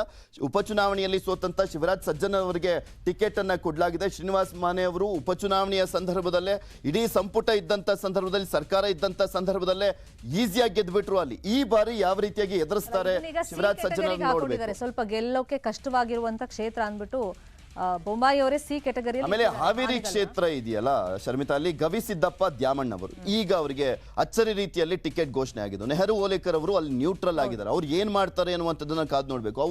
ಅವರ ಬೆಂಬಲಿಗರನ್ನ ಫಸ್ಟ್ ರೆಬಲ್ ಆದ್ರು, ಪಕ್ಷ ಬಿಡ್ತೀನಿ ಅಂತಂದ್ರು, ಆಮೇಲೆ ಅದೇನ್ ಮನವೊಲಿಕೆ ಆಯ್ತೋ ಗೊತ್ತಿಲ್ಲ. ಅಲ್ಲ, ಬಟ್ ಅವ್ರು ನ್ಯೂಟ್ರಲ್ ಆಗಿಬಿಟ್ಟಿದ್ದಾರೆ. ಬಟ್ ಬಿಜೆಪಿ ಪರವಾಗಿ ಹೋಗಿಲ್ಲ ಎಲ್ಲೂ ಮತವನ್ನ ಕೇಳಲಿಕ್ಕೆ. ನ್ಯೂಟ್ರಲ್ ಆಗಿರೋದಿದೆಯಲ್ಲ ಅದು ದೊಡ್ಡ ಮಟ್ಟದಲ್ಲಿ ಹೊಡೆತ ಕೊಡುತ್ತೆ. ಬಿಕಾಸ್ ಗವಿಸಿದ್ದಪ್ಪ ಅವರಿಗೆ ಆ ಕ್ಷೇತ್ರ ಹೊಸದು, ಉಪ ತಹಶೀಲ್ದಾರ್ ಆಗಿದ್ರು ಆ ಕ್ಷೇತ್ರದಲ್ಲಿ. ಆದ್ರೆ ಹೊಸದಾಗಿ ರಾಜಕಾರಣವನ್ನ ಮಾಡುವಂತ ಸಂದರ್ಭದಲ್ಲಿ ತುಂಬಾ ಸವಾಲಾಗಿರುತ್ತೆ. ರುದ್ರಪ್ಪ ಲಮಾಣಿ ಅವರು ಸಚಿವರಾಗಿ ಸೇವೆಯನ್ನ ಸಲ್ಲಿಸಿದಂತವರು, ತನ್ನದೇ ಆದಂತ ಹಿಡಿತವನ್ನ ಹೊಂದಿರುವಂತ ಹಿನ್ನೆಲೆಯಲ್ಲಿ ಏನಾಗುತ್ತೆ ಕಾದು ನೋಡ್ಬೇಕು. ಹಾವೇರಿಯಲ್ಲಿ ಕ್ಯಾಟಗರಿಯಲ್ಲಿ ಇದೆ ಹಾವೇರಿ, ಆಕ್ಚುಲಿ ಅಂದ್ರೆ 50-50 ಚಾನ್ಸಸ್. ಇನ್ನ ರಾಣೆಬೆನ್ನೂರು ಕ್ಷೇತ್ರ ಇದೆಯಲ್ಲ, ಇದು ಕೂಡ ಸಾಕಷ್ಟು ಕುತೂಹಲ ಕೆಡೆ ಮಾಡಿಕೊಟ್ಟಿದೆ. ರಾಣೆಬೆನ್ನೂರು ಕ್ಷೇತ್ರದಲ್ಲಿ ಕೋಳಿವಾಡ ಅವರು ಒಂದು 4 ಬಾರಿ ಗೆದ್ದಿದ್ರು. 10 ಎಲೆಕ್ಷನ್ ಅನ್ನ ಫೇಸ್ ಮಾಡಿದಂತವರು. ಅವರ ಮಗನಿಗೆ ಟಿಕೆಟ್ ಕೊಡಲಾಗಿದೆ, ಪ್ರಕಾಶ್ ಕೋಳಿವಾಡ ಅವರಿಗೆ. ಅರುಣ್ ಕುಮಾರ್ ಪೂಜಾರ್ ಅವರಿಗೆ ಸಾಕಷ್ಟು ವಿರೋಧ ಇತ್ತು.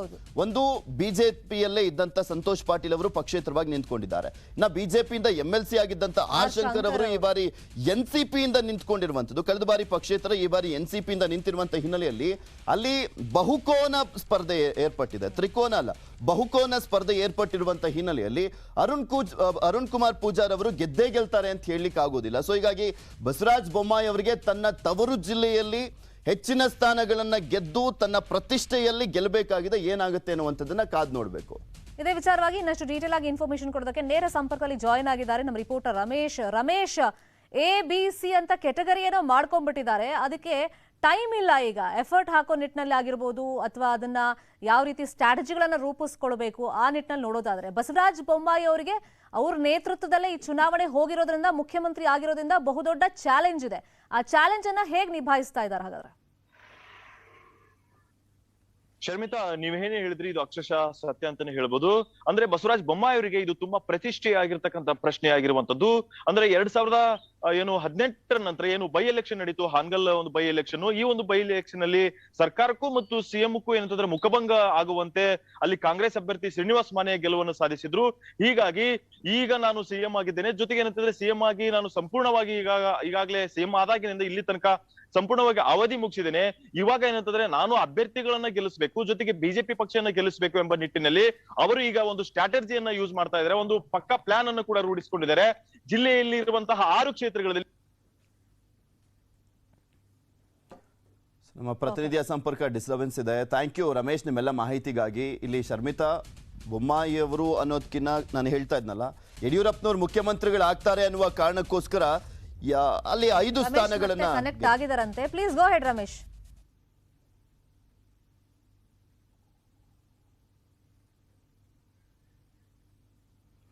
ರಮೇಶ್, ಈ ಬಸವರಾಜ ಬೊಮ್ಮಾಯಿ ಅವರಿಗೆ ಯಾವ ರೀತಿಯಾಗಿ ಚಾಲೆಂಜ್ ಇದೆ ಅಂತ, ಬಿಕಾಸ್ ನಾನು ಆಗ್ಲೇ ಹೇಳ್ತಾ ಇದ್ದೆ, ಯಡಿಯೂರಪ್ಪನವರು ಇದ್ದಂತ ಸಂದರ್ಭದಲ್ಲಿ ಮುಖ್ಯಮಂತ್ರಿಗಳಾಗ್ತಾರೆ ಅನ್ನುವ ಕಾರಣಕ್ಕೋಸ್ಕರ ಅಲ್ಲಿನ ಮತದಾರರು ಬಿಜೆಪಿಗೆ ಜೈ ಅಂದಿದ್ರು. ಬಟ್ ಈಗ ಯಡಿಯೂರಪ್ಪನವರು ಕೋಚ್ ಆಗಿದ್ದಾರೆ, ಕ್ಯಾಪ್ಟನ್ ಅಲ್ಲ. ಅಲ್ಲಿ ಕ್ಯಾಪ್ಟನ್ ಆಗಿರುವಂತದ್ದು ಬಸವರಾಜ ಬೊಮ್ಮಾಯಿ ಅವರು. ಸಕ್ಸಸ್ ಆಗ್ತಾರಾ ಅಂತ? ಎಸ್ ಪೃಥ್ವಿ, ಖಂಡಿತ ಸಕ್ಸಸ್ ಆಗ್ಲೇಬೇಕು ಅಂತ ಈ ತರ ಪ್ಲಾನ್ ಅನ್ನ ಮಾಡಿರುವಂತದ್ದು.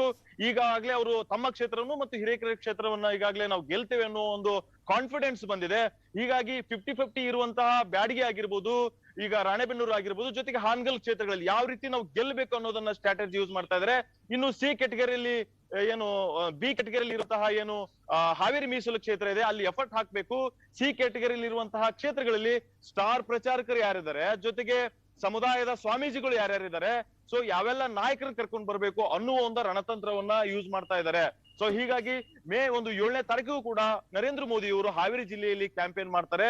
ಜೊತೆಗೆ ಯೋಗಿನಾಥ್ ಅವರು ಕೂಡ ಏನಂತಂದ್ರೆ ಸಿಎಂ ಜಿಲ್ಲೆಯಲ್ಲಿ ಬಂದು ಕ್ಯಾಂಪೇನ್ ಮಾಡ್ತಾ ಇದ್ದಾರೆ. ಹೀಗಾಗಿ ಹಿಂದುತ್ವದ ಓಟುಗಳು ಜೊತೆಗೆ ಅಲ್ಪಸಂಖ್ಯಾತರ ಓಟುಗಳು, ಬೇರೆ ಬೇರೆ ಒಂದು ಸಮುದಾಯದ ಓಟುಗಳು ಬಿಜೆಪಿ ಪಕ್ಷವನ್ನು ಹೊರತುಪಡಿಸಿ ಯಾವ ಪಕ್ಷಕ್ಕೂ ಕೂಡ ಏನಂತಂದ್ರೆ ಮನ್ನಣೆ ಹಾಕಬಾರ್ದು. ಸೊ ಹಾಕೋದಾದ್ರೆ ಯಾವ ನಾಯಕರನ್ನ ಮುಂದೆ ಬಿಟ್ಟು ಆ ಒಂದು ಓಟುಗಳನ್ನ ಬಿಜೆಪಿಗೆ ತೆಗೆದುಕೊಂಡು ಬರಬೇಕು ಅನ್ನೋ ಒಂದು ಸ್ಟ್ರಾಟಜಿಯನ್ನು ಯೂಸ್ ಮಾಡ್ತಾ ಇದ್ದಾರೆ. ಎಲ್ಲೋ ಒಂದ್ ಕಡೆ ಬಸವರಾಜ ಬೊಮ್ಮಾಯಿ ಅವರಿಗೆ ಈ ಬಾರಿ ಖಂಡಿತವಾಗಿಯೂ ಕೂಡ 120ರಿಂದ 130 ಸೀಟುಗಳನ್ನ ಗೆಲ್ಲಿಸಬೇಕು. ಜೊತೆಗೆ ಈ ರಾಜ್ಯದ ಚುಕ್ಕಾಣಿ ನಾನು ಹಿಡಿದಿರುವ ಹಿನ್ನೆಲೆಯಲ್ಲಿ ನನ್ನ ಒಂದು ಪ್ರಭುತ್ವವನ್ನ, ನನ್ನ ಒಂದು ವರ್ಚಸ್ಸನ್ನ ನಾನು ಹೆಚ್ಚಿಗೆ ಮಾಡ್ಕೊಳ್ಬೇಕು. ಜೊತೆಗೆ ಕೇಂದ್ರೀಯ ಹೈಕಮಾಂಡ್ಗೆ ನನ್ನ ಒಂದು ಪ್ರಬಲ ಒಂದು ಶಕ್ತಿ ಪ್ರದರ್ಶನ ಮಾಡ್ಬೇಕಂದ್ರೆ ನಾನು ನನ್ನ ಕ್ಷೇತ್ರದಲ್ಲಿ 6 ಒಂದು ವಿಧಾನಸಭಾ ಏನು ಕ್ಷೇತ್ರಗಳಿದಾವೆ ಅಲ್ಲಿಯೂ ಕೂಡ ಏನಂತಂದ್ರೆ ನಾನು ಪ್ರಭುತ್ವ ಸಾಧಿಸಬೇಕು. ಒಂದು ಕನಿಷ್ಠ ಪಕ್ಷ 5 ಒಂದು ವಿಧಾನಸಭಾ ಕ್ಷೇತ್ರಗಳನ್ನು ಕೂಡ ನನ್ನ ಮುನ್ನಡೆಯಲ್ಲಿ ಗೆಲುವನ್ನು ಸಾಧಿಸಬೇಕು ಅನ್ನೋ ನಿಟ್ಟಿನಲ್ಲಿ ತುಂಬಾ ಹರಸಾಹಸ ಪಡ್ತಾ ಇದ್ದಾರೆ ಅಂತ ಹೇಳ್ಬೋದು ಪೃಥ್ವಿ. ಓಕೆ, ಥ್ಯಾಂಕ್ ಯು ರಮೇಶ್ ನಿಮ್ಮೆಲ್ಲ ಮಾಹಿತಿಗಾಗಿ. ಹಾವೇರಿ ಜಿಲ್ಲೆಯದ್ದನ್ನ ನೋಡಿದ್ವಿ. ಇನ್ನು ಪ್ರಮುಖವಾಗಿ ಜೋಡೆತ್ತು ಅಂತ 2018ರ ಸರ್ಕಾರ ಬಂದಂತ ಸಂದರ್ಭದಲ್ಲಿ ರಾಜ್ಯದಾದ್ಯಂತ ಚರ್ಚೆ ಆದಂತ ವಿಚಾರ. ಜೋಡೆತ್ತು ಅಂದ್ರೆ ಡಿ.ಕೆ. ಶಿವಕುಮಾರ್ ಮತ್ತೆ ಕುಮಾರಸ್ವಾಮಿ ಅವರು ಈಗ ಅಡ್ಜಸ್ಟ್ಮೆಂಟ್ ಮಾಡ್ಕೊಂಡಿದಾರಂತೆ ಸಾಕಷ್ಟು ಕ್ಷೇತ್ರಗಳಲ್ಲಿ ಅನ್ನುವಂತ ಲೆಕ್ಕಾಚಾರ ಆರೋಪ ಮಾಡ್ತಾ ಇದ್ರಲ್ಲ. ಆ ಬಿಜೆಪಿ ಅವರ ಆರೋಪಕ್ಕೆ ಪೂರಕ ಅನ್ನೋ ರೀತಿಯಲ್ಲಿ ಒಂದಿಷ್ಟು ಡೆವಲಪ್ಮೆಂಟ್ಸ್ ಆಗಿದೆ. ಆ ಡೆವಲಪ್ಮೆಂಟ್ಸ್ ಬಗ್ಗೆ ಇನ್ ಡೀಟೇಲ್ ಆಗಿ ಇನ್ಫಾರ್ಮೇಶನ್ ಕೊಡ್ತಾ ಹೋಗ್ತೀವಿ. ಚಿಕ್ಕದೊಂದು ಬ್ರೇಕ್ ಆದ್ಮೇಲೆ ವೆಲ್ಕಮ್ ಬ್ಯಾಕ್. ಜೋಡೆತ್ತುಗಳ ಮಧ್ಯೆ ಅಡ್ಜಸ್ಟ್ಮೆಂಟ್ ಪಾಲಿಟಿಕ್ಸ್ ನಡೀತಾ ಇದೆ ಅಂತ ಹೇಳಿ ಬಿಜೆಪಿ ಹಿಂದೆನೆ ಗಂಭೀರವಾದಂತ ಆರೋಪ ಮಾಡಿತ್ತು. ಯಾವ ತರ ಅಂದ್ರೆ ನೀನು ಗೆರೆ ದಾಟಬೇಡ, ನಾನು ಗೆರೆ ದಾಟ್ ಬರಲ್ಲ ಅಂತ ಹೇಳಿ ಕುಮಾರಸ್ವಾಮಿ ಮತ್ತೆ ಡಿ.ಕೆ. ಶಿವಕುಮಾರ್ ಒಳ ಒಪ್ಪಂದವನ್ನ ಮಾಡ್ಕೊಂಡ್ಬಿಟ್ಟಿದ್ದಾರೆ. ಅಲ್ಲ, 3 ಪಕ್ಷದವರು ಆರೋಪ ಮಾಡ್ತಾರೆ. ನಾವು ದೇವೇಗೌಡರು ಮಾತನಾಡಿರೋದನ್ನು ನೋಡಿದೀವಿ ವರ್ಣಾ ಕ್ಷೇತ್ರದಲ್ಲಿ. ಅಡ್ಜಸ್ಟ್ಮೆಂಟ್ ಮಾಡ್ಕೊಂಡ್ಬಿಟ್ಟಿದ್ದಾರೆ ಅಂತ ಹೇಳಿ. ಅಲ್ಲ, ಕಾಂಗ್ರೆಸ್ನವರು ಅದೇ ರೀತಿಯಾಗಿ ಮಾತನಾಡ್ತಾ ಇದ್ರು. ಸಾಕಷ್ಟು ಕ್ಷೇತ್ರಗಳಿಗೆ ಸಂಬಂಧಪಟ್ಟಂತೆ ಚಾಮುಂಡೇಶ್ವರಿ ಕ್ಷೇತ್ರದಲ್ಲೆಲ್ಲ ಹಂಗಾಗಿದೆ ಅಂತ ಸಿದ್ದರಾಮಯ್ಯನವರು ಆರೋಪ ಮಾಡ್ತಾ ಇದ್ರು. ಕಳೆದ ಬಾರಿ ನನ್ನ ಸೋಲ್ಸ್ಲಿಕ್ಕೆ ಇಲ್ಲಿ ಜೆಡಿಎಸ್ ಬಿಜೆಪಿ ಒಪ್ಪಂದ ಮಾಡಿತ್ತು ಅಂತ. ಈಗ ಬಿಜೆಪಿ ಅವರ ಆರೋಪ ಕೂಡ ಅಷ್ಟೇ. ಅವರವರ ದೃಷ್ಟಿಯಲ್ಲಿ ಯಾವ್ಯಾವ ಕ್ಷೇತ್ರಗಳು ಹೆಂಗ್ ಕಾಣಿಸ್ತಾವ ಹಂಗೆ ಹೇಳ್ತಾರೆ. ಬಟ್ ಅಲ್ಲಿ ಪರಿಸ್ಥಿತಿ ನೋಡ್ತಾ ಇದ್ರೆ ಆ ಒಂದು ಅನುಮಾನಗಳು ಸಹಜವಾಗಿ ಅಲ್ಲಿರುವಂತ ಜನರಲ್ಲೂ ಕಾಡುತ್ತೆ. ಬಿಕಾಸ್ ಸತ್ಯವಾಗ್ತಾ ಇದೆ ಬಿಜೆಪಿ ನಾಯಕರ ಆರೋಪಗಳು ಅನ್ನುವ ರೀತಿಯಲ್ಲಿ ಅಲ್ಲಿ ನಡ್ಕೊಳ್ಳಾಗ್ತಾ ಇದೆ ಕ್ಷೇತ್ರಗಳಲ್ಲಿ. ಯಾವ ಕ್ಷೇತ್ರನಪ್ಪ ಅಂದ್ರೆ ಒಂದು ಕನಕಪುರ ಕ್ಷೇತ್ರ. ಕನಕಪುರಕ್ಕೆ ಇದುವರೆಗೂ ಕೂಡ ಭೇಟಿ ಕೊಟ್ಟಿಲ್ಲ ಮಾಜಿ ಸಿಎಂ ಎಚ್.ಡಿ. ಕುಮಾರಸ್ವಾಮಿ ಅವರು. ಜೆಡಿಎಸ್ನ ನಾಗರಾಜ್ ಪರವಾಗಿ ಎಚ್.ಡಿ.ಕೆ ಪ್ರಚಾರವನ್ನೇ ಮಾಡಿಲ್ಲ. ಆ ಅಭ್ಯರ್ಥಿ ಘೋಷಣೆ ಮಾಡ್ಲಿಕ್ಕೂ ಮುಂಚೆ ಪಂಚರತ್ನ ಯಾತ್ರೆ ಹೋಗಿತ್ತು ಅಲ್ಲಿ. ಆದ್ರೆ ಅದಾದ್ಮೇಲೆ ಮಾತ್ರ ಕುಮಾರಸ್ವಾಮಿ ಅವರು ಹೋಗಿಲ್ಲ, ಅಲ್ಲಿ ಪ್ರಚಾರವನ್ನ ಮಾಡ್ತಾ ಇಲ್ಲ ಅನ್ನುವಂತ ಆರೋಪ ಕೇಳಿ ಬರ್ತಾ ಇದೆ. ಇದರಲ್ಲಿ ಪ್ರಮುಖವಾಗಿ ಅಡ್ಜಸ್ಟ್ಮೆಂಟ್ ರಾಜಕಾರಣ ಮಾಡ್ಕೊಂಡ್ಬಿಟ್ಟಿದ್ದಾರೆ ಅಂತ ಅಶೋಕ್ ಅವರು ಕೂಡ ಆರೋಪ ಮಾಡ್ತಾ ಇದ್ರು. ಬಿಕಾಸ್ ಅವರಲ್ಲಿ ಕನಕಪುರ ಕ್ಷೇತ್ರದಲ್ಲಿ ನಿಂತ್ಕೊಂಡಿರುವಂತ ಹಿನ್ನೆಲೆಯಲ್ಲಿ ಆ ಕಾರಣಕ್ಕೋಸ್ಕರನೇ ಜೆಡಿಎಸ್ನ ಅಸಮಾಧಾನಿತ ಅಲ್ಲಿನ ಜನಪ್ರತಿನಿಧಿಗಳಾಗಿರ್ಬೋದು ಅಥವಾ ಕಾರ್ಯಕರ್ತರು ಯಾರಿದ್ದಾರೆ ಅವರನ್ನ ಸೆಳೆದು ಆ ಮತಗಳನ್ನ ನಾನ್ ಪಡ್ಕೊಳ್ಬೇಕು ಅಂತ ಅಶೋಕ್ ಅವರು ಹರಸಾಹಸ ಪಡ್ತಾ ಇದ್ದಾರೆ ಆ ಕ್ಷೇತ್ರದಲ್ಲಿ. ಕನಕಪುರ ಆಯ್ತು. ಚನ್ನಪಟ್ಟಣದಲ್ಲಿ ಸುಳಿತಾ ಇಲ್ಲ ಕೆಪಿಸಿಸಿ ಅಧ್ಯಕ್ಷ ಡಿ.ಕೆ. ಶಿವಕುಮಾರ್ ಅವರು. ಇಬ್ಬರ ನಾಯಕರ ನಡೆ ಬಗ್ಗೆ ಬಿಜೆಪಿ ನಾಯಕರು ಮತ್ತೆ ಕಿಡಿಕಾರ್ತಾ ಇದ್ದಾರೆ. ನೋಡಿ, ನಾವು ಹೇಳ್ತಾ ಇದ್ವಲ್ಲ, ಸಾಕ್ಷಿ ಇಲ್ಲೇ ಸಿಗ್ತಾ ಇದೆಯಲ್ಲ ಅನ್ನೋ ರೀತಿಯಲ್ಲಿ ಬಿಂಬಿಸುವಂತ. ಚನ್ನಪಟ್ಟಣ ಕ್ಷೇತ್ರದಲ್ಲೂ ಕೂಡ ಕಾಂಗ್ರೆಸ್ ಎಲ್ಲೋ ಒಂದ್ ಕಡೆ ಡಮ್ಮಿ ಕ್ಯಾಂಡಿಡೇಟ್ ಹಾಕಿದೆ ಅನ್ನುವಂತ ಆರೋಪವನ್ನ ಬಿಜೆಪಿ ನಾಯಕರು ಮಾಡ್ತಾ ಇದ್ರು. ಅಲ್ಲಿ ಅಕಸ್ಮಾತ್ ಟಫ್ ಫೈಟ್ ಅನ್ನ ಕೊಡೋದೇ ಆಗಿದ್ರೆ ಈ ಹಿಂದೆನೆ ಯಾರಾದ್ರೂ ಒಬ್ರು ಪ್ರಬಲ ಅಭ್ಯರ್ಥಿಗಳನ್ನ ಘೋಷಣೆ ಮಾಡ್ತಾ ಇದ್ರು ಅಂತ. ಇನ್ಫ್ಯಾಕ್ಟ್ ಅಲ್ಲಿ ಆಕ್ಚುಲಿ ಸಿ.ಪಿ. ಯೋಗೇಶ್ವರ್ ಅವರು ಬರುವಂತ ನಿರೀಕ್ಷೆಯನ್ನ ಕಾಂಗ್ರೆಸ್ ಇಟ್ಕೊಂಡಿತ್ತು. ಅಕಸ್ಮಾತ್ ಅವ್ರು ಕಾಂಗ್ರೆಸ್ಗೆ ಬಂದಿದ್ದೇ ಆಗಿದ್ರೆ ಇನ್ನೂ ಹೆಚ್ಚಿನ ಅಂದ್ರೆ ಪ್ರೆಷರನ್ನ ಹಾಕಿ ನಾವು ಗೆಲ್ಲಿಸ್ಕೊಂಡು ಬರುವಂತ ನಿಟ್ಟಿನಲ್ಲಿ ಹೋರಾಟ ಮಾಡೋಣ. CPY ಬರ್ಲಿಲ್ಲ ಅಲ್ವಾ, ಆ ದ್ವೇಷಕ್ಕೋಸ್ಕರನಾದ್ರೂ CPY ನ ಸೋಲಿಸಬೇಕು, ಸ್ವಲ್ಪ ನ್ಯೂಟ್ರಲ್ ಇರುವಂತ ಕ್ಯಾಂಡಿಡೇಟ್ ಅನ್ನ ಹಾಕಬೇಕು ಅನ್ನುವಂತ ಲೆಕ್ಕಾಚಾರದಲ್ಲಿ ಅಭ್ಯರ್ಥಿಯನ್ನ ಹಾಕಿದ್ದಾರೆ ಅನ್ನುವಂತ ಮಾತುಗಳು ಕೂಡ ಕೇಳಿ ಬರ್ತಾ ಇದೆ. ಈ ರೀತಿಯಾದಂತ ಮಾತುಗಳ ನಡುವೆ ಡಿ.ಕೆ. ಶಿವಕುಮಾರ್ ತನ್ನ ಒಂದು ಏನ್ ಜಿಲ್ಲೆ ಇದೆ ಆ ಜಿಲ್ಲೆಗಳಲ್ಲಿ ಹೆಚ್ಚಿನ ಕ್ಷೇತ್ರಗಳನ್ನ ಗೆಲ್ಸ್ಕೊಂಡು ಬರುವಂತ ನಿಟ್ಟಿನಲ್ಲಿ ಪ್ರಯತ್ನವನ್ನ ಪಡಬೇಕಾಗಿತ್ತು. ಆದ್ರೆ ಪ್ರಯತ್ನ ಆಗ್ತಾ ಇಲ್ಲ ಅನ್ನುವಂತ ಆರೋಪಗಳು ಸಹಜವಾಗಿ ಬಂದೇ ಬರ್ತವೆ. ಬಿಕಾಸ್ ಅವರಲ್ಲಿ ಪ್ರಚಾರಕ್ಕೆ ಹೋಗಿಲ್ಲ. ಮಂಡ್ಯದಲ್ಲಿ ಹೋಗಿದ್ದಾರೆ, ಕೋಲಾರ, ಚಿಕ್ಕಬಳ್ಳಾಪುರ, ಹಾಸನ ಇಲ್ಲೆಲ್ಲ ಕಡೆ ಹೋಗ್ತಾರೆ. ಒಕ್ಕಲಿಗ ನಾನು, ನನಗೆ ಈ ಬಾರಿ ನೀವು ಮನ್ನಣೆ ಕೊಡಿ, ನನಗೆ ಅವಕಾಶ ಮಾಡಿಕೊಡಿ ಅಂತೆಲ್ಲ ಕೇಳಿರುವಂತ ಡಿ.ಕೆ. ಶಿವಕುಮಾರ್ ಅವರು ಚನ್ನಪಟ್ಟಣದಲ್ಲಿ ಯಾಕೆ ಆ ರೀತಿಯ ಕೇಳೋದಿಲ್ಲ, ರಾಮನಗರ ಕ್ಷೇತ್ರದಲ್ಲಿ ಯಾಕೆ ಆ ರೀತಿಯ ಕೇಳೋದಿಲ್ಲ ಅನ್ನುವಂತ ಅನುಮಾನ ಮತ್ತೆ ಆರೋಪಗಳು ಎದುರಾಗ್ತಾ ಇದಾವೆ. ಇನ್ನು ಇದೇ ವಿಷಯವಾಗಿ ಇನ್ನಷ್ಟು ಡೀಟೇಲ್ ಆಗಿ ಇನ್ಫಾರ್ಮೇಶನ್ ಕೊಡೋದಕ್ಕೆ ನೇರ ಸಂಪರ್ಕದಲ್ಲಿ ಜಾಯಿನ್ ಆಗಿದ್ದಾರೆ ನಮ್ಮ ರಿಪೋರ್ಟರ್ ವೆಂಕಟೇಶ್. ಬಿಜೆಪಿ ಅವರು ಆರೋಪ ಮಾಡಿದ್ರಲ್ಲ, ಜೋಡೆತ್ತುಗಳ ಮಧ್ಯದಲ್ಲಿ ಅಡ್ಜಸ್ಟ್ಮೆಂಟ್ ಪಾಲಿಟಿಕ್ಸ್ ಆಗ್ತಾ ಇದೆಯಂತ. ಸೊ ಹಾಗಾಗಿ ನೀನು ಗೆರೆ ದಾಟ್ಬೇಡ, ನಾನು ಗೆರೆ ದಾಟ್ ಬರಲ್ಲ ಅನ್ನೋ ರೀತಿಯಲ್ಲಿ ಈಗ ಕನಕಪುರಕ್ಕೆ ಇವರು ಹೋಗ್ತಾ ಇಲ್ಲ, ಚನ್ನಪಟ್ಟಣಕ್ಕೆ ಅವರು ಬರ್ತಾ ಇಲ್ಲ. ನೋಡಿದ್ರೆ ಹಾಗೆ ಅನ್ನಿಸ್ತಾ ಇದೆ. ಅಂದ್ರೆ ಜನಸಾಮಾನ್ಯರ ಮಧ್ಯೆ ಎಸ್ಪೆಷಲಿ ಕಾರ್ಯಕರ್ತರು ಇದಕ್ಕೆ ಏನ್ ಹೇಳ್ತಾರೆ? ಶರ್ಮಿತಾ, ಏನಂದ್ರೆ ರಾಮನಗರ ಜಿಲ್ಲೆಯಲ್ಲಿ ಪ್ರಮುಖವಾಗಿ ಏನು ಜೆಡಿಎಸ್ ಮತ್ತೆ ಕಾಂಗ್ರೆಸ್ ನಡುವೆ ಹೊಂದಾಣಿಕೆ ರಾಜಕೀಯ ನಡೀತಾ ಇದೆ ಅಂತೇಳಿ ಹಿಂದೆಯಿಂದನೂ ಕೂಡ ಚರ್ಚೆ ಆಗ್ತಾ ಇತ್ತು. ಆದ್ರೆ ಈಗ ಕನಕಪುರ ಕ್ಷೇತ್ರದಲ್ಲಿ ಆರ್ ಅಶೋಕ್ ಅವರು ಬಿಜೆಪಿ ಅಭ್ಯರ್ಥಿಯಾಗಿ ಕಣಕ್ಕಿಳಿದ ನಂತರ ಅಲ್ಲಿ ಏನೋ ಒಂದು ರೀತಿ ಅಡ್ಜಸ್ಟ್ಮೆಂಟ್ ಪಾಲಿಟಿಕ್ಸ್ ನಡೀತಾ ಇದೆ ಅನ್ನುವಂತ ವಿಚಾರ ಪ್ರಸ್ತಾಪ ಆಗ್ತಾ ಇದೆ. ಈಗ ಕಳೆದ ದಿನ ನಿಖಿಲ್ ಕುಮಾರಸ್ವಾಮಿ ಕೂಡ ಅದೇ ವಿಚಾರವನ್ನ ಪ್ರಸ್ತಾಪ ಮಾಡಿದ್ದಾರೆ. ರಾಮನಗರದಲ್ಲಿ ನನ್ನನ್ನ ಸೋಲಿಸ್ಲಿಕ್ಕೆ ಕಾಂಗ್ರೆಸ್ ಮತ್ತೆ ಬಿಜೆಪಿ ಹೊಂದಾಣಿಕೆ ಮಾಡ್ಕೊಂಡಿದೆ ಅಂತ ಹೇಳಿ ಒಂದು ವಿಚಾರವನ್ನ ಪ್ರಸ್ತಾಪ ಮಾಡ್ತಾರೆ. ಆದ್ರೆ ಈ ಎಲ್ಲ ವಿಚಾರಗಳನ್ನ ಗಮನಿಸ್ತು ಅಂದ್ರೆ ರಾಮನಗರ ಜಿಲ್ಲೆಯಲ್ಲಿ ಜೋಡೆತ್ತುಗಳ ಹೊಂದಾಣಿಕೆ ಏನು ಕಳೆದ ಮೈತ್ರಿ ಸರ್ಕಾರದಲ್ಲಿ ಮುಂದುವರೆದಿತ್ತು, ಅದೇ ರೀತಿ ರಾಮನಗರದಲ್ಲಿ ಆ ಕ್ಷೇತ್ರಕ್ಕೆ ಸಂಬಂಧಪಟ್ಟಂತೆ ಅವರು ಏನ್ ಸ್ಪರ್ಧೆ ಮಾಡಿದ್ದಾರೆ ಅವರ ಒಂದು ಹಿತಾಸಕ್ತಿಯನ್ನ ಕಾಪಾಡ್ಕೊಳ್ಳಿಕ್ಕೆ ಒಂದು ಹೊಂದಾಣಿಕೆ ರಾಜಕೀಯ ನಡೀತಾ ಇದೆ ಅಂತಾನೆ ಹೇಳ್ಬೋದು ಶರ್ಮಿತಾ. ಅಲ್ಲ, ಅದು ಆರೋಪ ಮಾಡ್ಕೊಳ್ಳಿ, ಇದು ಆಕ್ಚುಲಿ ಬಿಜೆಪಿಗೆ ವರದಾನ ಅಂತ ಅವ್ರು ಬಯಸ್ಕೊಂಡ್ಬಿಟ್ಟು ಅಲ್ಲಿ ಹೋರಾಟ ಮಾಡ್ಬೋದಿತ್ತಲ್ಲ, ಇನ್ನೂ ಚೆನ್ನಾಗಿ ಅಂದ್ರೆ ಫೈಟ್ ಮಾಡ್ಬೋದಿತ್ತಲ್ಲ. ಒಂದು ಪಕ್ಷ ನ್ಯೂಟ್ರಲ್ ಆಗ್ಬಿಟ್ರೆ ಅವ್ರಿಗೆ ಅದೇ ಆತಂಕನ, ಇವ್ರು ಸೈಲೆಂಟ್ ಆಗ್ಬಿಟ್ರೆ ನಮಗೆ ಹೊಡ್ತಾ ಅನ್ಬಿಟ್ಟು. ಖಂಡಿತವಾಗ್ಲೂ ಬಿಜೆಪಿಗೆ ಇದು ವರದಾನ ಅಂತೇಳಿ ಅಲ್ಲಿಯ ಸ್ಥಳೀಯ ಮುಖಂಡರುಗಳು ಮಾತನಾಡ್ಕೊಳ್ಳೋದಾದ್ರೆ ಏನಂದ್ರೆ ಕಾಂಗ್ರೆಸ್ ಮತ್ತೆ ಜೆಡಿಎಸ್ ಅಲ್ಲಿ ಹೊಂದಾಣಿಕೆ ಮಾಡ್ಕೊಂಡು ಬಿಜೆಪಿಗೆ ಒಂದು ಮತವನ್ನ ಕಡಿಮೆ ಮಾಡಬೇಕು ಅಂದ್ರೆ ಠೇವಣಿಯನ್ನು ಕೂಡ ಸಿಗಬಾರದು ಎನ್ನುವಂತ ಲೆಕ್ಕಾಚಾರವೂ ಕೂಡ ನಡೀತಾ ಇದೆ ಅನ್ನುವಂತ ಆರೋಪಗಳು ಕೂಡ ಕೇಳಿ ಬರ್ತದೆ. ಯಾಕೆಂದ್ರೆ ಚನ್ನಪಟ್ಟಣದಲ್ಲಿ ಆ ಕಾಂಗ್ರೆಸ್ ಪಕ್ಷದಿಂದ ಒಂದು ನಿರೀಕ್ಷಿತ ಮಟ್ಟದಲ್ಲಿ ಅಭ್ಯರ್ಥಿಯನ್ನ ಕಣಕ್ಕಿಳಿಸುವಲ್ಲಿ ಮುಂದಾಗಿಲ್ಲ. ಯಾಕೆಂದ್ರೆ ಹಿಂದೆ ಪ್ರಸನ್ನಗೌಡ ಅಂತೇಳಿ ಹೆಸರು ಕೇಳ ಬಂದಿತ್ತು. ಆದ್ರೆ ಅವರು ಜೆಡಿಎಸ್ಗೆ ಪಕ್ಷಕ್ಕೆ ಹೋದಂತ ಸಂದರ್ಭದಲ್ಲಿ ಆ ಕಾಂಗ್ರೆಸ್ನ ಜಿಲ್ಲಾಧ್ಯಕ್ಷರಾಗಿರುವಂತ ಗಂಗಾಧರ್ ಅವ್ರನ್ನ ಹಾಕಿದ್ರು. ಯಾಕೆಂದ್ರೆ ಅವ್ರಿಗೆ ಈ ಕ್ಷೇತ್ರ ಏನು ಚನ್ನಪಟ್ಟಣ ಕ್ಷೇತ್ರದ ಅಭ್ಯರ್ಥಿ ಆದ್ರೂ ಕೂಡ ಅವರಿಗೆ ಕ್ಷೇತ್ರದ ಪರಿಚಯ ಇಲ್ಲ. ಅದೇ ರೀತಿ ಕನಕಪುರದಲ್ಲೂ ಕೂಡ ಏನು ಆರ್ ಅಶೋಕ್ ಅವರು ಸ್ಪರ್ಧೆ ಮಾಡಿದ್ದಾರೆ. ಈ ನಿಟ್ಟಿನಲ್ಲಿ ಕುಮಾರಸ್ವಾಮಿ ಅವರು ಕೂಡ ಜೆಡಿಎಸ್ ಪಕ್ಷದಿಂದ ಒಬ್ಬ ಸಾಮಾನ್ಯ ಕಾರ್ಯಕರ್ತನಿಗೆ ಟಿಕೆಟ್ ಅನ್ನ ಕೊಟ್ಟಿದ್ದಾರೆ. ಹಾಗೆ ಆತನಿಗೆ ಒಂದು ಕ್ಷೇತ್ರದಲ್ಲಿ ಒಳ್ಳೆಯ ಒಂದು ಸಂಪರ್ಕ ಇದ್ರೂ ಕೂಡ ಆ ಕನಕಪುರ ಕ್ಷೇತ್ರಕ್ಕೆ ಕುಮಾರಸ್ವಾಮಿ ಅವರು ಇವರಿಗೂ ಕೂಡ ಪ್ರಚಾರಕ್ಕೆ ಹೋಗಿಲ್ಲ. ಹಾಗೆ ಆತ ನಾಮಪತ್ರ ಸಲ್ಲಿಕೆ ಮಾಡಿದಂತ ದಿನವೂ ಕೂಡ ಕುಮಾರಸ್ವಾಮಿ ಅವರು ಕಾಣಿಸ್ಕೊಳ್ಳಿಲ್ಲ. ಇದು ಎಲ್ಲೋ ಒಂದು ಕಡೆ ಡಿ ಕೆ ಶಿವಕುಮಾರ್ ಹಾಗೆ. ಓಕೆ, ಥ್ಯಾಂಕ್ ಯು ವೆಂಕಟೇಶ್ ನಿಮ್ಮೆಲ್ಲ ಮಾಹಿತಿಗಾಗಿ. ಆರೋಪ ಮಾಡಿದಂತ ಆರ್ ಅಶೋಕ್ ಅವ್ರ ಮೇಲೆ ಗಂಭೀರ ಆರೋಪ ಇರೋದು ಇಷ್ಟು ವರ್ಷಗಳ ಕಾಲ ಅಡ್ಜಸ್ಟ್ಮೆಂಟ್ ಪಾಲಿಟಿಕ್ಸ್ ಅನ್ನ ಆ ಕಾರಣಕ್ಕೋಸ್ಕರನೇ ಅವ್ರಿಗೆ ಅಲ್ಲಿ ಟಿಕೆಟ್ ಕೊಟ್ಟಿದ್ದಾರೆ ಅಂತಾನೆ ಹೇಳಲಾಗ್ತಾರೆ. ಅದರಲ್ಲೂ ಪ್ರಮುಖವಾಗಿ ಅಲ್ಲಿ ಒಂದು ಬಿಜೆಪಿ ತುಂಬಾ ಫೈಟ್ ಕೊಡ್ತಾ ಇರುವಂತ ಒಂದು ಕ್ಷೇತ್ರ, 4 ಕ್ಷೇತ್ರಗಳ ಪೈಕಿ ಚನ್ನಪಟ್ಟಣ ಮಾತ್ರನೇ. ಇನ್ನು ಉಳಿದಿರುವಂತೆ ಜೆಡಿಎಸ್ ಸ್ಟ್ರಾಂಗ್ ಇಲ್ಲ ಅನ್ನುವ ಕಾರಣಕ್ಕೋಸ್ಕರ ಹೆಚ್ಚಿನ ಮತವನ್ನ ಪಡ್ಕೊಳ್ಬಹುದು. ಬಿಟ್ರೆ ಆರ್ ಅಶೋಕ್ ಅವರು ಕೂಡ ತುಂಬಾ ಪ್ರೆಷರನ್ನ ಹಾಕಿ ಗೆದ್ದೇ ಗೆಲ್ಬೇಕು ಅನ್ನುವಂತ ನಿಟ್ಟಿನಲ್ಲಿ ಹೋರಾಟ ಮಾಡ್ತಾರಲ್ಲ. ಅವರು ಓದ್ ಬಂದ ಕಡೆ ಎಲ್ಲ ಹೈಕಮಾಂಡ್ ಕೊಟ್ಟಿದೆ, ಆ ಕಾರಣಕ್ಕೋಸ್ಕರ ಒಲ್ಲದ ಮನಸ್ಸಿನಿಂದ ಸ್ಪರ್ಧೆ ಮಾಡ್ತಾ ಇರುವ ರೀತಿಯಲ್ಲೇ ಅವರು ಮಾತನಾಡ್ತಾ ಇರುವಂತದ್ದು. ಅಲ್ಲಿ ಸಿ.ಟಿ. ರವಿ ಅವರು ಕೂಡ ಹೇಳಿದ್ರು, ಇದು ಭದ್ರಕೋಟೆ ಛಿದ್ರ ಮಾಡ್ತೀವಿ, ಬಟ್ ಕೊನೆಯ ಅವಕಾಶ ಕೊನೆ ದಿನಗಳಲ್ಲಿ ಕೊಟ್ಟಿರುವಂತ ಹಿನ್ನೆಲೆಯಲ್ಲಿ ಮ್ಯಾಕ್ಸಿಮಮ್ ಟ್ರೈ ಮಾಡ್ತೀವಿ ಅಂತ ಹೇಳ್ತಾ ಇದ್ದಾರೆ. ನೋಡೋಣ ಏನಾಗುತ್ತೆ ಅಂತ. ನಿಜಕ್ಕೂ ಅಡ್ಜಸ್ಟ್ಮೆಂಟ್ ಅಥವಾ ಆ ರೀತಿಯಾದಂಥ ಪವರ್ ಇವರಿಬ್ಬರಿಗೂ ಇದೆಯಾ ಅಂತ. ಬಿಕಾಸ್ ಅಲ್ಲಿದ್ದಂಥ JDS ಕ್ಯಾಂಡಿಡೇಟ್ ಅನ್ನೇ ಆಪರೇಟ್ ಮಾಡಿದ್ರು ಕನಕಪುರ ಕ್ಷೇತ್ರದಲ್ಲಿ. ಮತ್ತೆ ನಿರಂತರವಾಗಿ ಅಲ್ಲಿನ JDS ನಾಯಕರು ಕಾಂಗ್ರೆಸ್ಗೆ ಹೋಗ್ತಾ ಇದ್ದಾರೆ. ಈ ಸಂದರ್ಭದಲ್ಲಿ ಕುಮಾರಸ್ವಾಮಿ ಅವ್ರಿಗೂ ಕೂಡ ಸಹಜವಾಗಿ ಆತಂಕ ಆಗಿರುತ್ತೆ. ಅದರ ಜೊತೆಗೆ ಕೆಲವೊಂದು ಕ್ಷೇತ್ರಗಳು ಸೋಲುವಂತ ಒಂದು ಸ್ಥಾನ ಇರುವಂತ ಟೈಮ್ನಲ್ಲಿ ನಾನು ಯಾಕೆ ಹೋಗ್ಬಿಟ್ಟು ಪ್ರಚಾರ ಮಾಡಬೇಕು, ಗೆಲ್ಲುವಂತ ಕ್ಷೇತ್ರಗಳನ್ನ ಇನ್ನೂ ಒಂದ್ ಸ್ವಲ್ಪ ಪ್ರೆಷರ್ ಅನ್ನ ಹಾಕ್ಬಿಟ್ಟು ಗೆಲ್ಸ್ಕೊಂಡ್ ಬರೋಣ, ಅಲ್ಲಿ ಬೇಕಿದ್ರೆ ಟೈಮ್ ಕೊಡೋಣ ಅನ್ನುವಂತ ಲೆಕ್ಕಾಚಾರ ಇದ್ರೂ ಇರ್ಬೋದು, ಹೇಳಲಿಕ್ಕೆ ಆಗೋದಿಲ್ಲ ಅದನ್ನ. ಇನ್ನೊಂದ್ ಕಡೆ ಜಗದೀಶ್ ಶೆಟ್ಟರ್ ಅವರನ್ನ ಬಿಜೆಪಿ ಟಾರ್ಗೆಟ್ ಮಾಡಿದೆ. ಹುಬ್ಬಳ್ಳಿ ಸೆಂಟ್ರಲ್ ಕ್ಷೇತ್ರದಿಂದ ಘಟಾನುಘಟಿ ನಾಯಕರು ಬಂದಿದ್ದಾಯ್ತು. ಜೊತೆಗೆ ಆ ವಾಗ್ದಾಳಿ ಇರ್ಬೋದು, ಯಡಿಯೂರಪ್ಪನವರ ಮಾತಿರ್ಬೋದು, ಮತ್ತೆ ಅದಕ್ಕೆ ಶೆಟ್ಟರ್ ಅವರು ತಿರುಗೇಟನ್ನ ಕೊಟ್ಟಿದ್ದಿರ್ಬೋದು, ಎಲ್ಲದನ್ನೂ ನಾವು ಗಮನಿಸ್ತಾ ಇದ್ದೀವಿ. ಇನ್ನು ಹುಬ್ಬಳ್ಳಿ ಸೆಂಟ್ರಲ್ ಕ್ಷೇತ್ರದಲ್ಲಿ ಇವತ್ತು ಕಿಚ್ಚ ಸುದೀಪ್ ಹವಾ ಇರುತ್ತೆ. ಭರ್ಜರಿಯಾಗಿ ಪ್ರಚಾರವನ್ನು ನಡೆಸೋದಕ್ಕೆ ಬೇಕಾದಂತ ತಯಾರಿಗಳಾಗಿದೆ. ದೇವಾಂಗಪೇಟೆಯಿಂದ ರೋಡ್ ಶೋ ಆರಂಭ ಮಾಡ್ತಾರೆ ಕಿಚ್ಚ ಸುದೀಪ್. ಇನ್ನು ಬಿಜೆಪಿ ಗುಪ್ತವಾಗಿ ಸಭೆ ನಡೆಸದೆ BSY ಪ್ರಚಾರದ ನಂತರ ಸುದೀಪ್ ಎಂಟ್ರಿ ಕೊಡ್ತಾ ಇರೋದ್ರಿಂದ ಇದು ಯಾವ ತರ ಮತಗಳಾಗಿ ಪರಿವರ್ತನೆ ಆಗುತ್ತೆ, ಬಿಜೆಪಿಗೆ ಪ್ಲಸ್ ಆಗುತ್ತೆ ಅನ್ನೋದನ್ನ ನೋಡ್ಬೇಕಾಗುತ್ತೆ. ಬಿಜೆಪಿ ಇಲ್ಲಿ ನಾವು ಏನೇ ಮಾತನಾಡ್ಬೋದು, ಸ್ಟಾರ್ ಪ್ರಚಾರಕರು ಬಂದು ಪ್ರಚಾರವನ್ನ ಮಾಡ್ಬೋದು, ಅಲ್ಲಿನ ಸ್ಥಳೀಯ ಮತದಾರನ ಒಲವಾಗಿರ್ಬೋದು, ಆತನ ಮನಸ್ಸಲ್ಲಿ ಏನಿದೆ ಅನ್ನುವಂಥದ್ದನ್ನ ಸ್ಥಳೀಯ ನಾಯಕರು ಚೆನ್ನಾಗಿ ಬಲ್ಲವರಾಗಿರ್ತಾರೆ. ಅದರಲ್ಲಿ ಸ್ಪೆಷಲಿ ನಾವು ಮಂಡ್ಯ ಎಕ್ಸಾಂಪಲ್ ಯಾಕೆ ಯಾವಾಗಲೂ ತಗೊಳ್ತೀವಿ ಅಂತ, ಆ ಸಂದರ್ಭದಲ್ಲಿ ಇಬ್ಬರು ದೊಡ್ಡ ನಟರು ಪ್ರಚಾರವನ್ನ ಮಾಡಿದ್ರು. ಸುಮ್ಮನೆ ರೋಡಲ್ಲಿ ಹೋಗ್ಬಿಟ್ಟು ಪ್ರಚಾರ ಮಾಡಿ, ಹೌದು, ಬರೀ ಸುಮ್ಮನೆ ಅಂದ್ರೆ ಮೇನ್ ರೋಡಲ್ಲಿ ಹೋಗ್ಬಿಟ್ಟು ಪ್ರಚಾರ ಮಾಡಿದ್ದಲ್ಲ. ಅವರು ಪ್ರತಿಯೊಂದು ಹಳ್ಳಿಗೆ ಹೋಗಿದ್ರು, ಪ್ರತಿಯೊಂದು ತಾಲೂಕಲ್ಲಿ ಅಡ್ಡಾಡಿದ್ರು, ಪ್ರತಿಯೊಬ್ಬರ ಜೊತೆನೂ ಮಾತುಕತೆಯನ್ನ ಮಾಡ್ಕೊಂಡು ಹೋಗ್ತಾ ಇದ್ರು, ಆಟೋದಲ್ಲೆಲ್ಲ ಹೋಗ್ಬಿಟ್ಟು ಪ್ರಚಾರವನ್ನ ಮಾಡಿದ್ರು. ಆ ರೀತಿಯಾಗಿ ಗ್ರೌಂಡ್ ಅಲ್ಲಿ ಇಳ್ದಂತ ಸಂದರ್ಭದಲ್ಲಿ ಮಾತ್ರನೇ ಇಂಪ್ಯಾಕ್ಟ್ ಆಗ್ಲಿಕ್ಕೆ ಸಾಧ್ಯ. ನೀವು ಯಾವ್ದೋ ಒಂದು ರೋಡಿಗೆ ಬಂದ್ಬಿಟ್ಟು 10 ನಿಮಿಷ ಪ್ರಚಾರ ಮಾಡಿದ ತಕ್ಷಣ ಜನ ನೋಡಕ್ ಹೋಗೋಣ ಅಂತ ಒಂದಿನದ ಮಟ್ಟಿಗೆ ಜನ ಬರೋರು ಇರ್ತಾರೆ, ನೋಡ್ತಾರೆ, ಕಿಚ್ಚ ಕಿಚ್ಚ ಅನ್ ಕೂಗ್ತಾರೆ, ಕೈ ಬೀಸ್ತಾರೆ, ಹೋಗ್ಬಿಡ್ತಾರೆ.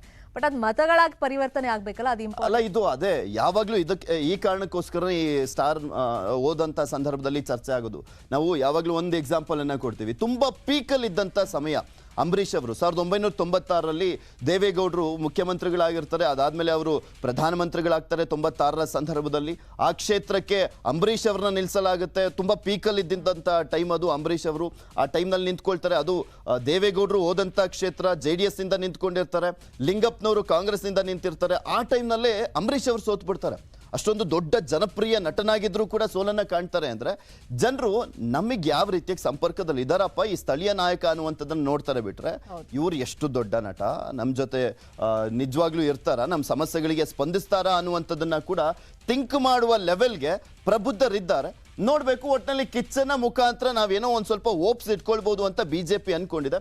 ಆ ಹೋಪ್ಸ್ ನಿಜ ಆಗತ್ತಾ ಅಂತ. ಇದೇ ವಿಚಾರವಾಗಿ ಇನ್ನಷ್ಟು ಡೀಟೇಲ್ ಆಗಿ ಇನ್ಫಾರ್ಮೇಶನ್ ಕೊಡೋದಕ್ಕೆ ನೇರ ಸಂಪರ್ಕದಲ್ಲಿ ಜಾಯ್ನ್ ಆಗಿದ್ದಾರೆ ನಮ್ಮ ರಿಪೋರ್ಟರ್ ಶಿವರಾಮ ಸುಂಡಿ. ಶಿವರಾಮ ಸುಂಡಿ, ನಾನು ಬಡಪಾಯಿ ಬಿಟ್ಬಿಡ್ರಪ್ಪ, ರಾಷ್ಟ್ರ ಮಟ್ಟದಲ್ಲಿ ಯಾಕೆ ಸುದ್ದಿ ಮಾಡ್ತಿದ್ದೀರಾ ನನ್ನ ಕ್ಷೇತ್ರನ ಅಂತ ಶೆಟ್ಟರ್ ಮಾಧ್ಯಮದ ಮುಂದೆ ಬಿಜೆಪಿ ಅವರಿಗೆ ಒಂದು ಕೌಂಟರ್ ಅನ್ನ ಕೊಟ್ರು. ಅಂದ್ರೆ ವ್ಯಂಗ್ಯ ರೀತಿಯಲ್ಲಿ ಹೇಳಿದ್ದಾಯ್ತು. ಆದ್ರೆ ಬಿಜೆಪಿ ಅವರು ಮಾತ್ರ ಶತಾಯ ಗತಾಯ ಶೆಟ್ಟರ್ ಸೋಲಿಸಲೇಬೇಕು ಅಂತ ನಾನಾ ರೀತಿಯಲ್ಲಿ ತಂತ್ರ, ಗುಪ್ತ ಸಭೆ ಆಯ್ತು, ಯಡಿಯೂರಪ್ಪನವರನ್ನು ಅಖಾಡಕ್ಕೆ ಇಳಿಸಿದ್ದಾಯ್ತು, ಈಗ ಕಿಚ್ಚನ ಎಂಟ್ರಿ, ಇದೇನಾದ್ರೂ ಮೋಡಿ ಮಾಡೋ ಸಾಧ್ಯತೆ ಇದೆಯಾ?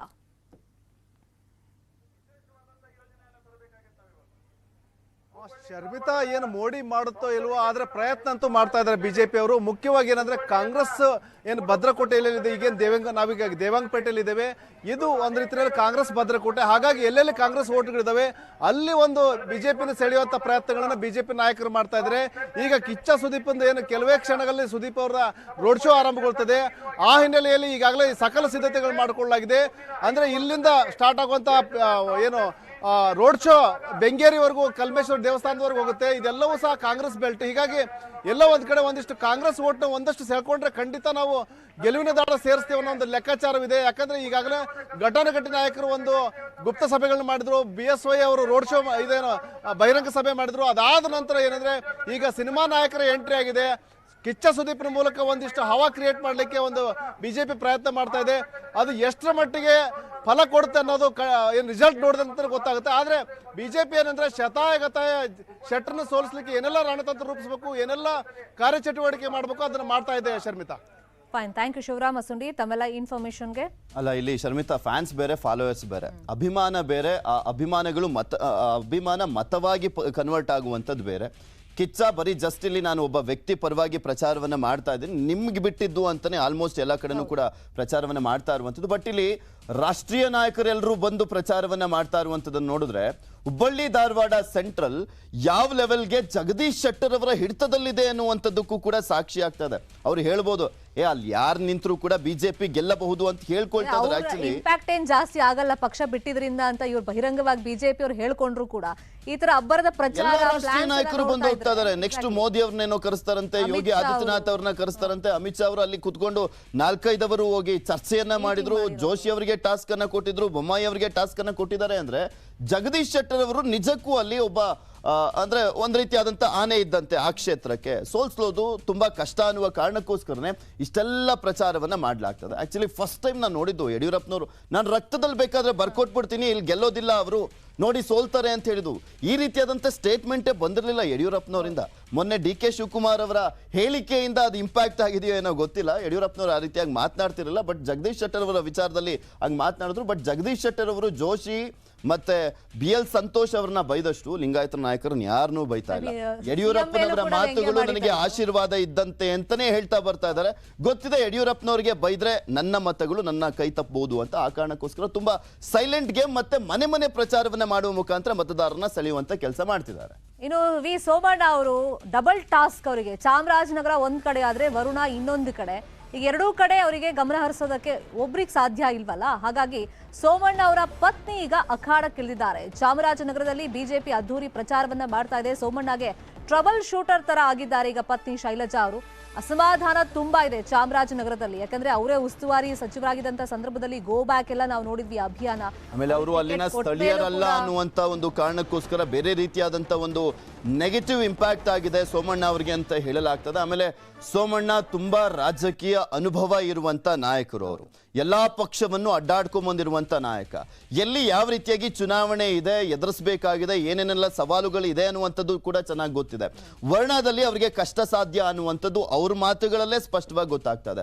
ಅಟ್ಲೀಸ್ಟ್ ಒಂದು ಕ್ಷೇತ್ರದಲ್ಲಾದ್ರೂ ನಾನು ಗೆಲ್ಲಬೇಕು, ಇಲ್ಲಾಂದ್ರೆ ರಾಜಕೀಯ ಭವಿಷ್ಯನೇ ಅಂತ್ಯ ಆದಂತ ಆಗ್ಬಿಡುತ್ತೆ ಸೋಮಣ್ಣ ಅವ್ರದ್ದು. ಅವ್ರಿಗೆ ಕಡಿಮೆ ವಯಸ್ಸಲ್ಲ, 65 67 ವರ್ಷ ಅಲ್ಲ, ಅವ್ರಿಗೆ 72 ವರ್ಷ. ಈ ಸಲ ಏನಾದ್ರೂ ಸೋತಂತ ಸಂದರ್ಭದಲ್ಲಿ ನೀವು ಅಲ್ಲೇ ಗೆಲ್ಲಿಕ್ಕಾಗ್ಲಿಲ್ವಲ್ರಿ ಲಿಂಗಾಯತರ ಬಾಹುಳ್ಯದ ಕ್ಷೇತ್ರಗಳಲ್ಲೇ ನಿಮ್ಗೆ ಯಾವ ರೀತಿಯಾಗಿ ಸ್ಥಾನಮಾನ ಕೊಡ್ಬೇಕಾಗುತ್ತೆ ಹಾಗಾದ್ರೆ ನಾವು ಅನ್ನುವಂಥ ಚಿಂತನೆ ಸಹಜವಾಗಿ ಬಿಜೆಪಿಗೂ ಕೂಡ ಬಂದೇ ಬರುತ್ತೆ. ಸೊ ಹೀಗಾಗಿನೇ ತುಂಬಾ ಸೀರಿಯಸ್ ಆಗಿ ಚಾಮರಾಜನಗರ ಕ್ಷೇತ್ರದಲ್ಲಿ ಪ್ರಚಾರವನ್ನ ಮಾಡ್ತಾ ಇದ್ದಾರೆ. ಅದರ ಜೊತೆಗೆ ಅವರಿಗೆ ಇನ್ನೊಂದು ಸ್ವಲ್ಪ ಸಪೋರ್ಟ್ ಅಂತ ಸಿಕ್ಕಿರುವಂತದ್ದು ಅಂದ್ರೆ ಅವರ ಪತ್ನಿಯಿಂದ. ಅವರು ಎಲ್ಲೆಲ್ಲಿ ಅಸಮಾಧಾನಿತರಿದ್ರು, ಎಲ್ಲಿ ಗೋಬ್ಯಾಕ್ ಅನ್ನುವಂತ ಒಂದು ವಿರೋಧ ಅವರಿಗೆ ವ್ಯಕ್ತವಾಗಿತ್ತು, ಆ ನಾಯಕರುಗಳ ಮನೆಗಳಿಗೆ, ಕಾರ್ಯಕರ್ತರುಗಳ ಮನೆಗಳಿಗೆ ಭೇಟಿಯನ್ನ ಕೊಟ್ಟು ಸಮಾಧಾನ ಪಡಿಸಿ ಸೋಮಣ್ಣ ಅವರ ಪರವಾಗಿ ಹೋರಾಟ ಮಾಡುವಂತ ನಿಟ್ಟಿನಲ್ಲಿ, ಓಡಾಡುವಂತ ನಿಟ್ಟಿನಲ್ಲಿ ಪ್ರಯತ್ನ ಪಡ್ತಾ ಇದ್ದಾರೆ. ಅದೇ ವಿಚಾರವಾಗಿ ಇನ್ನಷ್ಟು ಡೀಟೇಲ್ ಆಗಿ ಇನ್ಫಾರ್ಮೇಶನ್ ಕೊಡೋದಕ್ಕೆ ನೇರ ಸಂಪರ್ಕದಲ್ಲಿ ಜಾಯ್ನ್ ಆಗಿದ್ದಾರೆ ನಮ್ಮ ರಿಪೋರ್ಟರ್ ನಂದೇಶ್. ಈಗ ನಾಗಶ್ರೀ ಪ್ರತಾಪ್ ಇರ್ಬೋದು ಮತ್ತೆ ಉಳಿದಂತ ಅಸಮಾಧಾನಿತರು ಆ ಭಾಗದಲ್ಲಿ ಏನ್ ಮಾಡ್ತಾರೆ ಅನ್ನೋ ಕುತೂಹಲ ಸಹಜವಾಗೇ ಇತ್ತು. ಅದು ಬಿಜೆಪಿ ಮೇಲೆ ಯಾವ ತರ ನೆಗೆಟಿವ್ ಪರಿಣಾಮಗಳನ್ನ ಬೀರಬಹುದು ಅಂತ. ಆದ್ರೆ ಅಖಾಡಕ್ಕೆ ಈಗ ಸೋಮಣ್ಣ ಅವ್ರ ಪತ್ನಿ ಶೈಲಜಾ ಅವರು ಇಳಿದಿದ್ದಾರೆ. ಸೊ ಮನವೊಲಿಕೆ ಪ್ರಯತ್ನಗಳು ಎಷ್ಟು ಮಟ್ಟಿಗೆ ಸಕ್ಸಸ್ ಆಗ್ತಾ ಇದೆ ಅಂದ್ರೆ, ಈಗ ಶೈಲಜಾ ಅವರು ಈ ತರ ಅಸಮಾಧಾನಿತರನ್ನ ಸಮಾಧಾನ ಪಡಿಸ್ತಾ ಇರೋದು, ಜೊತೆಗೆ ಮತದಾರರ ಹತ್ರ ಮಾತಾಡ್ತಿರೋದು ಸೋಮಣ್ಣ ಅವರಿಗೆ ಹೆಲ್ಪ್ ಆಗ್ತಾ ಇದೆಯಾ? ಖಂಡಿತ ಒಂದ್ ರೀತಿ ಅವರು ಸೋಮಣ್ಣ ಅವರು ಟ್ರಬಲ್ ಶೂಟರ್ ತರ ಕೆಲಸ ಮಾಡ್ತಾ ಇದಾರೆ. ಯಾಕಂದ್ರೆ ಯಾವ್ದೇ ಅಭ್ಯರ್ಥಿ ಚುನಾವಣೆ ನಿಂತಾಗ ಅವರ ಪತ್ನಿಯರು ಅಥವಾ ಅವರ ಸಂಬಂಧಿಕರು ಹೋಗಿ ಮತ ಕೇಳುವಂತದ್ದು ಸಾಮಾನ್ಯ. ಆದ್ರೆ ಇದಕ್ಕೆ ಪ್ರಚಾರದ ಜೊತೆಗೆ ಇವರು ಬೇರೆ ರೀತಿ ಟ್ರಬಲ್ ಶೂಟರ್ ಕೆಲಸ ಮಾಡ್ತಾರೆ. ಎಲ್ಲಿ ಬಂಡಾಯ ಇದೆ ಅಲ್ಲಿ ಹೋಗಿ ಸಮಾಧಾನ ಪಡಿಸುವಂತದ್ದು, ಮತ್ತು ಎಲ್ಲಿ ಅಸಮಾಧಾನ ಇದೆ ಅವ್ರನ್ನ ಸಮಾಧಾನ ಪಡಿಸುವಂತದ್ದು, ಮತ್ತು ಎಲ್ಲಿ ಬಿಜೆಪಿಗೆ ದುರ್ಬಲ ಇದೆ ಅಲ್ಲೋಗಿ ಸರಿ ಮಾಡುವಂತ ಕೆಲಸಗಳನ್ನ ಮಾಡ್ತಾ ಇದ್ದಾರೆ. ಮತ್ತೆ ಜೊತೆಗೆ ಮತಯಾಚನೆ ಸಹ ಮಾಡ್ತಾ ಇದ್ದಾರೆ. ಈಗ ನೀವು ಗಮನಿಸಿರ್ಬೋದು, ಇತ್ತೀಚೆಗೆ ನಾಗಶ್ರೀ ಪ್ರತಾಪ್ ಅಂತ ಒಬ್ಬ ಪ್ರಬಲ ಆಕಾಂಕ್ಷಿ ಇದ್ರು, ಅವರಿಗೆ ಟಿಕೆಟ್ ಸಿಕ್ಕಿಲ್ಲ, ಅಸಮಾಧಾನಗೊಂಡಿದ್ರು. ಅವ್ರ ಮನೆಗೂ ಸಹ ಭೇಟಿ ಕೊಟ್ಟು ಅವರನ್ನು ಮನವೊಲಿಸುವಂತ ಪ್ರಯತ್ನ ಮಾಡಿದ್ರು. ಮತ್ತೆ ಗೋ ಬ್ಯಾಕ್ ಅಂತ ಯಾರು ಹೇಳಿದ್ರು ಸೋಮಣ್ಣ ಅವ್ರಿಗೆ ವಿರುದ್ಧ, ಅವ್ರ ಮನೆಗೆ ಸಹ ನಿನ್ನೆ ಭೇಟಿ ಕೊಟ್ಟು ಅವ್ರನ್ನು ಮನವೊಲಿಸುವಂತ ಮನವೊಲಿಸಿದ್ರೆ ಸಾಕಾಗೋದಿಲ್ಲ. ಈಗ ಸೋಮಣ್ಣ ಪರವಾಗಿ ಅವ್ರು ಪ್ರಚಾರವನ್ನ ಮಾಡ್ಬೇಕಾಗತ್ತೆ. ಈಗ ಮನವೊಲಿಸಿದ ನಂತರ ಅವರೆಲ್ಲರೂ ಪ್ರಚಾರಕ್ಕೆ ಬರ್ತಾ ಇದಾರ ಸೋಮಣ್ಣ ಅವರ ಪರವಾಗಿ, ಅಥವಾ ನ್ಯೂಟ್ರಲ್ ಆಗ್ಬಿಟ್ಟಿದಾರ ಅಂತ? ಇಲ್ಲ, ಇವ್ರು ಎಲ್ಲೆಲ್ಲಿ ಹೋಗಿ ಪ್ರಯತ್ನ ಮಾಡ್ತಾ ಇದಾರೆ ಅವರೆಲ್ಲರೂ ಸಹ ಪ್ರಚಾರಕ್ಕೆ ಬರ್ತಾ ಇದಾರೆ. ಸೋಮಣ್ಣ ಅವರ ಮಿಸಸ್ ಶೈಲಜಾ ಪ್ರಶ್ನೆಯವರು ಅವರು ಹೋಗಿ ಅವ್ರನ್ನೆಲ್ಲರೂ ಸಮಾಧಾನ ಪಡಿಸಿ ಪಕ್ಷಕ್ಕೆ ಕರ್ಕೊಂಡ್ಬರುವಂತಹ ಪ್ರಯತ್ನ ಮಾಡ್ತಾ ಇದ್ದಾರೆ. ಜೊತೆಗೆ ಯಾಕೆ ಸೋಮಣ್ಣ ಅವರಿಗೆ 2 ಕ್ಷೇತ್ರಗಳು ಕೊಟ್ಟರಿಂದ 2 ಕಡೆ ಪ್ರಚಾರ ಮಾಡೋದು ಕಷ್ಟ. ಚಾಮರಾಜನಗರ ಒಂದು ಕ್ಷೇತ್ರದಲ್ಲೇ ಸುಮಾರು 130ಕ್ಕೂ ಹೆಚ್ಚು ಹಳ್ಳಿಗಳಿವೆ ಮತ್ತು 239 ಬೂತ್ಗಳಿವೆ. ಬೂತ್ ಲೆವೆಲ್ ಹೋಗಿ ಕೆಲಸ ಮಾಡೋದು ಕಷ್ಟ ಆಗ್ತಿದೆ ಸೋಮಣ್ಣರಿಗೆ. ಯಾಕಂದ್ರೆ 2 ಕಡೆ ಪ್ರಚಾರ ಇದರಿಂದ ಕಷ್ಟ ಆಗ್ತದೆ ಸೋಮಣ್ಣವ್ರಿಗೆ. ಹಾಗಾಗಿ ಅವರ ಪತ್ನಿ ಎಂಟ್ರಿ ಕೊಟ್ಟಿದ್ದಾರೆ. ಅವರು ಎಲ್ಲಾ ಕಡೆ ಪ್ರಚಾರದ ಜೊತೆಗೆ ಈ ತರ ಒಂದು ಟ್ರಬಲ್ ಶೂಟರ್ ಆಗಿ ಕೆಲಸ ಮಾಡ್ತಾ ಇದ್ದಾರೆ. ಓಕೆ, ಥ್ಯಾಂಕ್ ಯು ನಂದೀಶ್ ನಿಮ್ಮೆಲ್ಲ ಮಾಹಿತಿಗಾಗಿ. ಶರ್ಮಿತಾ, ಈಗ ಆಲ್ರೆಡಿ ನೋಡ್ತಾ ಇದ್ವಿ, ಒಂದ್ ಕಡೆ ಡಿ.ಕೆ. ಶಿವಕುಮಾರ್ ಅವರ ಪತ್ನಿ ಪ್ರಚಾರ ಮಾಡ್ತಾ ಇರುವಂಥದ್ದು, ಇನ್ನೊಂದ್ ಕಡೆ ಬೊಮ್ಮಾಯಿ ಅವರ ಪತ್ನಿನೂ ಕೂಡ ಪ್ರಚಾರವನ್ನ ಮಾಡ್ತಾ ಇದ್ದಾರೆ. ಈಗ ಸೋಮಣ್ಣ ಅವರ ಪತ್ನಿನೂ ಕೂಡ ಪ್ರಚಾರ ಮಾಡ್ತಾ ಇರುವಂಥದ್ದು. ಕೆಲವರು ದೊಡ್ಡ ನಾಯಕರಿಗೆ ಬೇರೆ ಬೇರೆ ಕ್ಷೇತ್ರಗಳಲ್ಲಿ ಸುತ್ತುವಂತ ಸಂದರ್ಭದಲ್ಲಿ ಅಥವಾ 2 ಕ್ಷೇತ್ರ ನಿಂತ್ಕೊಂಡಂತ ಸಂದರ್ಭದಲ್ಲಿ ಸಹಜವಾಗಿ ಅವರ ಕುಟುಂಬದವರೇ ನೆರವಾಗಬೇಕಾಗುತ್ತೆ. ಆ ಕೆಲಸವನ್ನ ಅವ್ರ ಕುಟುಂಬದವರು ಮಾಡ್ತಾರೆ. ಸೋಮಣ್ಣಗಿಲ್ಲ ಸ್ವಲ್ಪ ಟ್ರಬಲ್ ಜಾಸ್ತಿ ಇರೋದ್ರಿಂದ ಟ್ರಬಲ್ ಶೂಟರ್ ಆಗಿ ಅವ್ರ ಪತ್ನಿ ಶೈಲಜಾ ಬಂದಿದ್ದಾರೆ. ಇದು ಯಾವ ತರ ವರ್ಕೌಟ್ ಆಗುತ್ತೆ ಸೋಮಣ್ಣ ಅವರಿಗೆ ಅಂತ ನೋಡೋಣ. ಇದಾಗಿತ್ತು ಇವತ್ತಿನ ಚುನಾವಣಾ ಚದುರಂಗ ವಿಶೇಷ. ಮುಂದಿನ ರಾಜಕೀಯ ಬೆಳವಣಿಗೆ ಜೊತೆಗೆ ಮತ್ತೆ ನಿಮ್ಮ ಮುಂದೆ ಹಾಜರಾಗ್ತೀವಿ. ಅಲ್ಲಿವರೆಗೂ ನೋಡ್ತಾ ಇರಿ ನ್ಯೂಸ್ 18, ಜಾಲ ನಮ್ಮದು, ಬಲ ನಿಮ್ಮದು.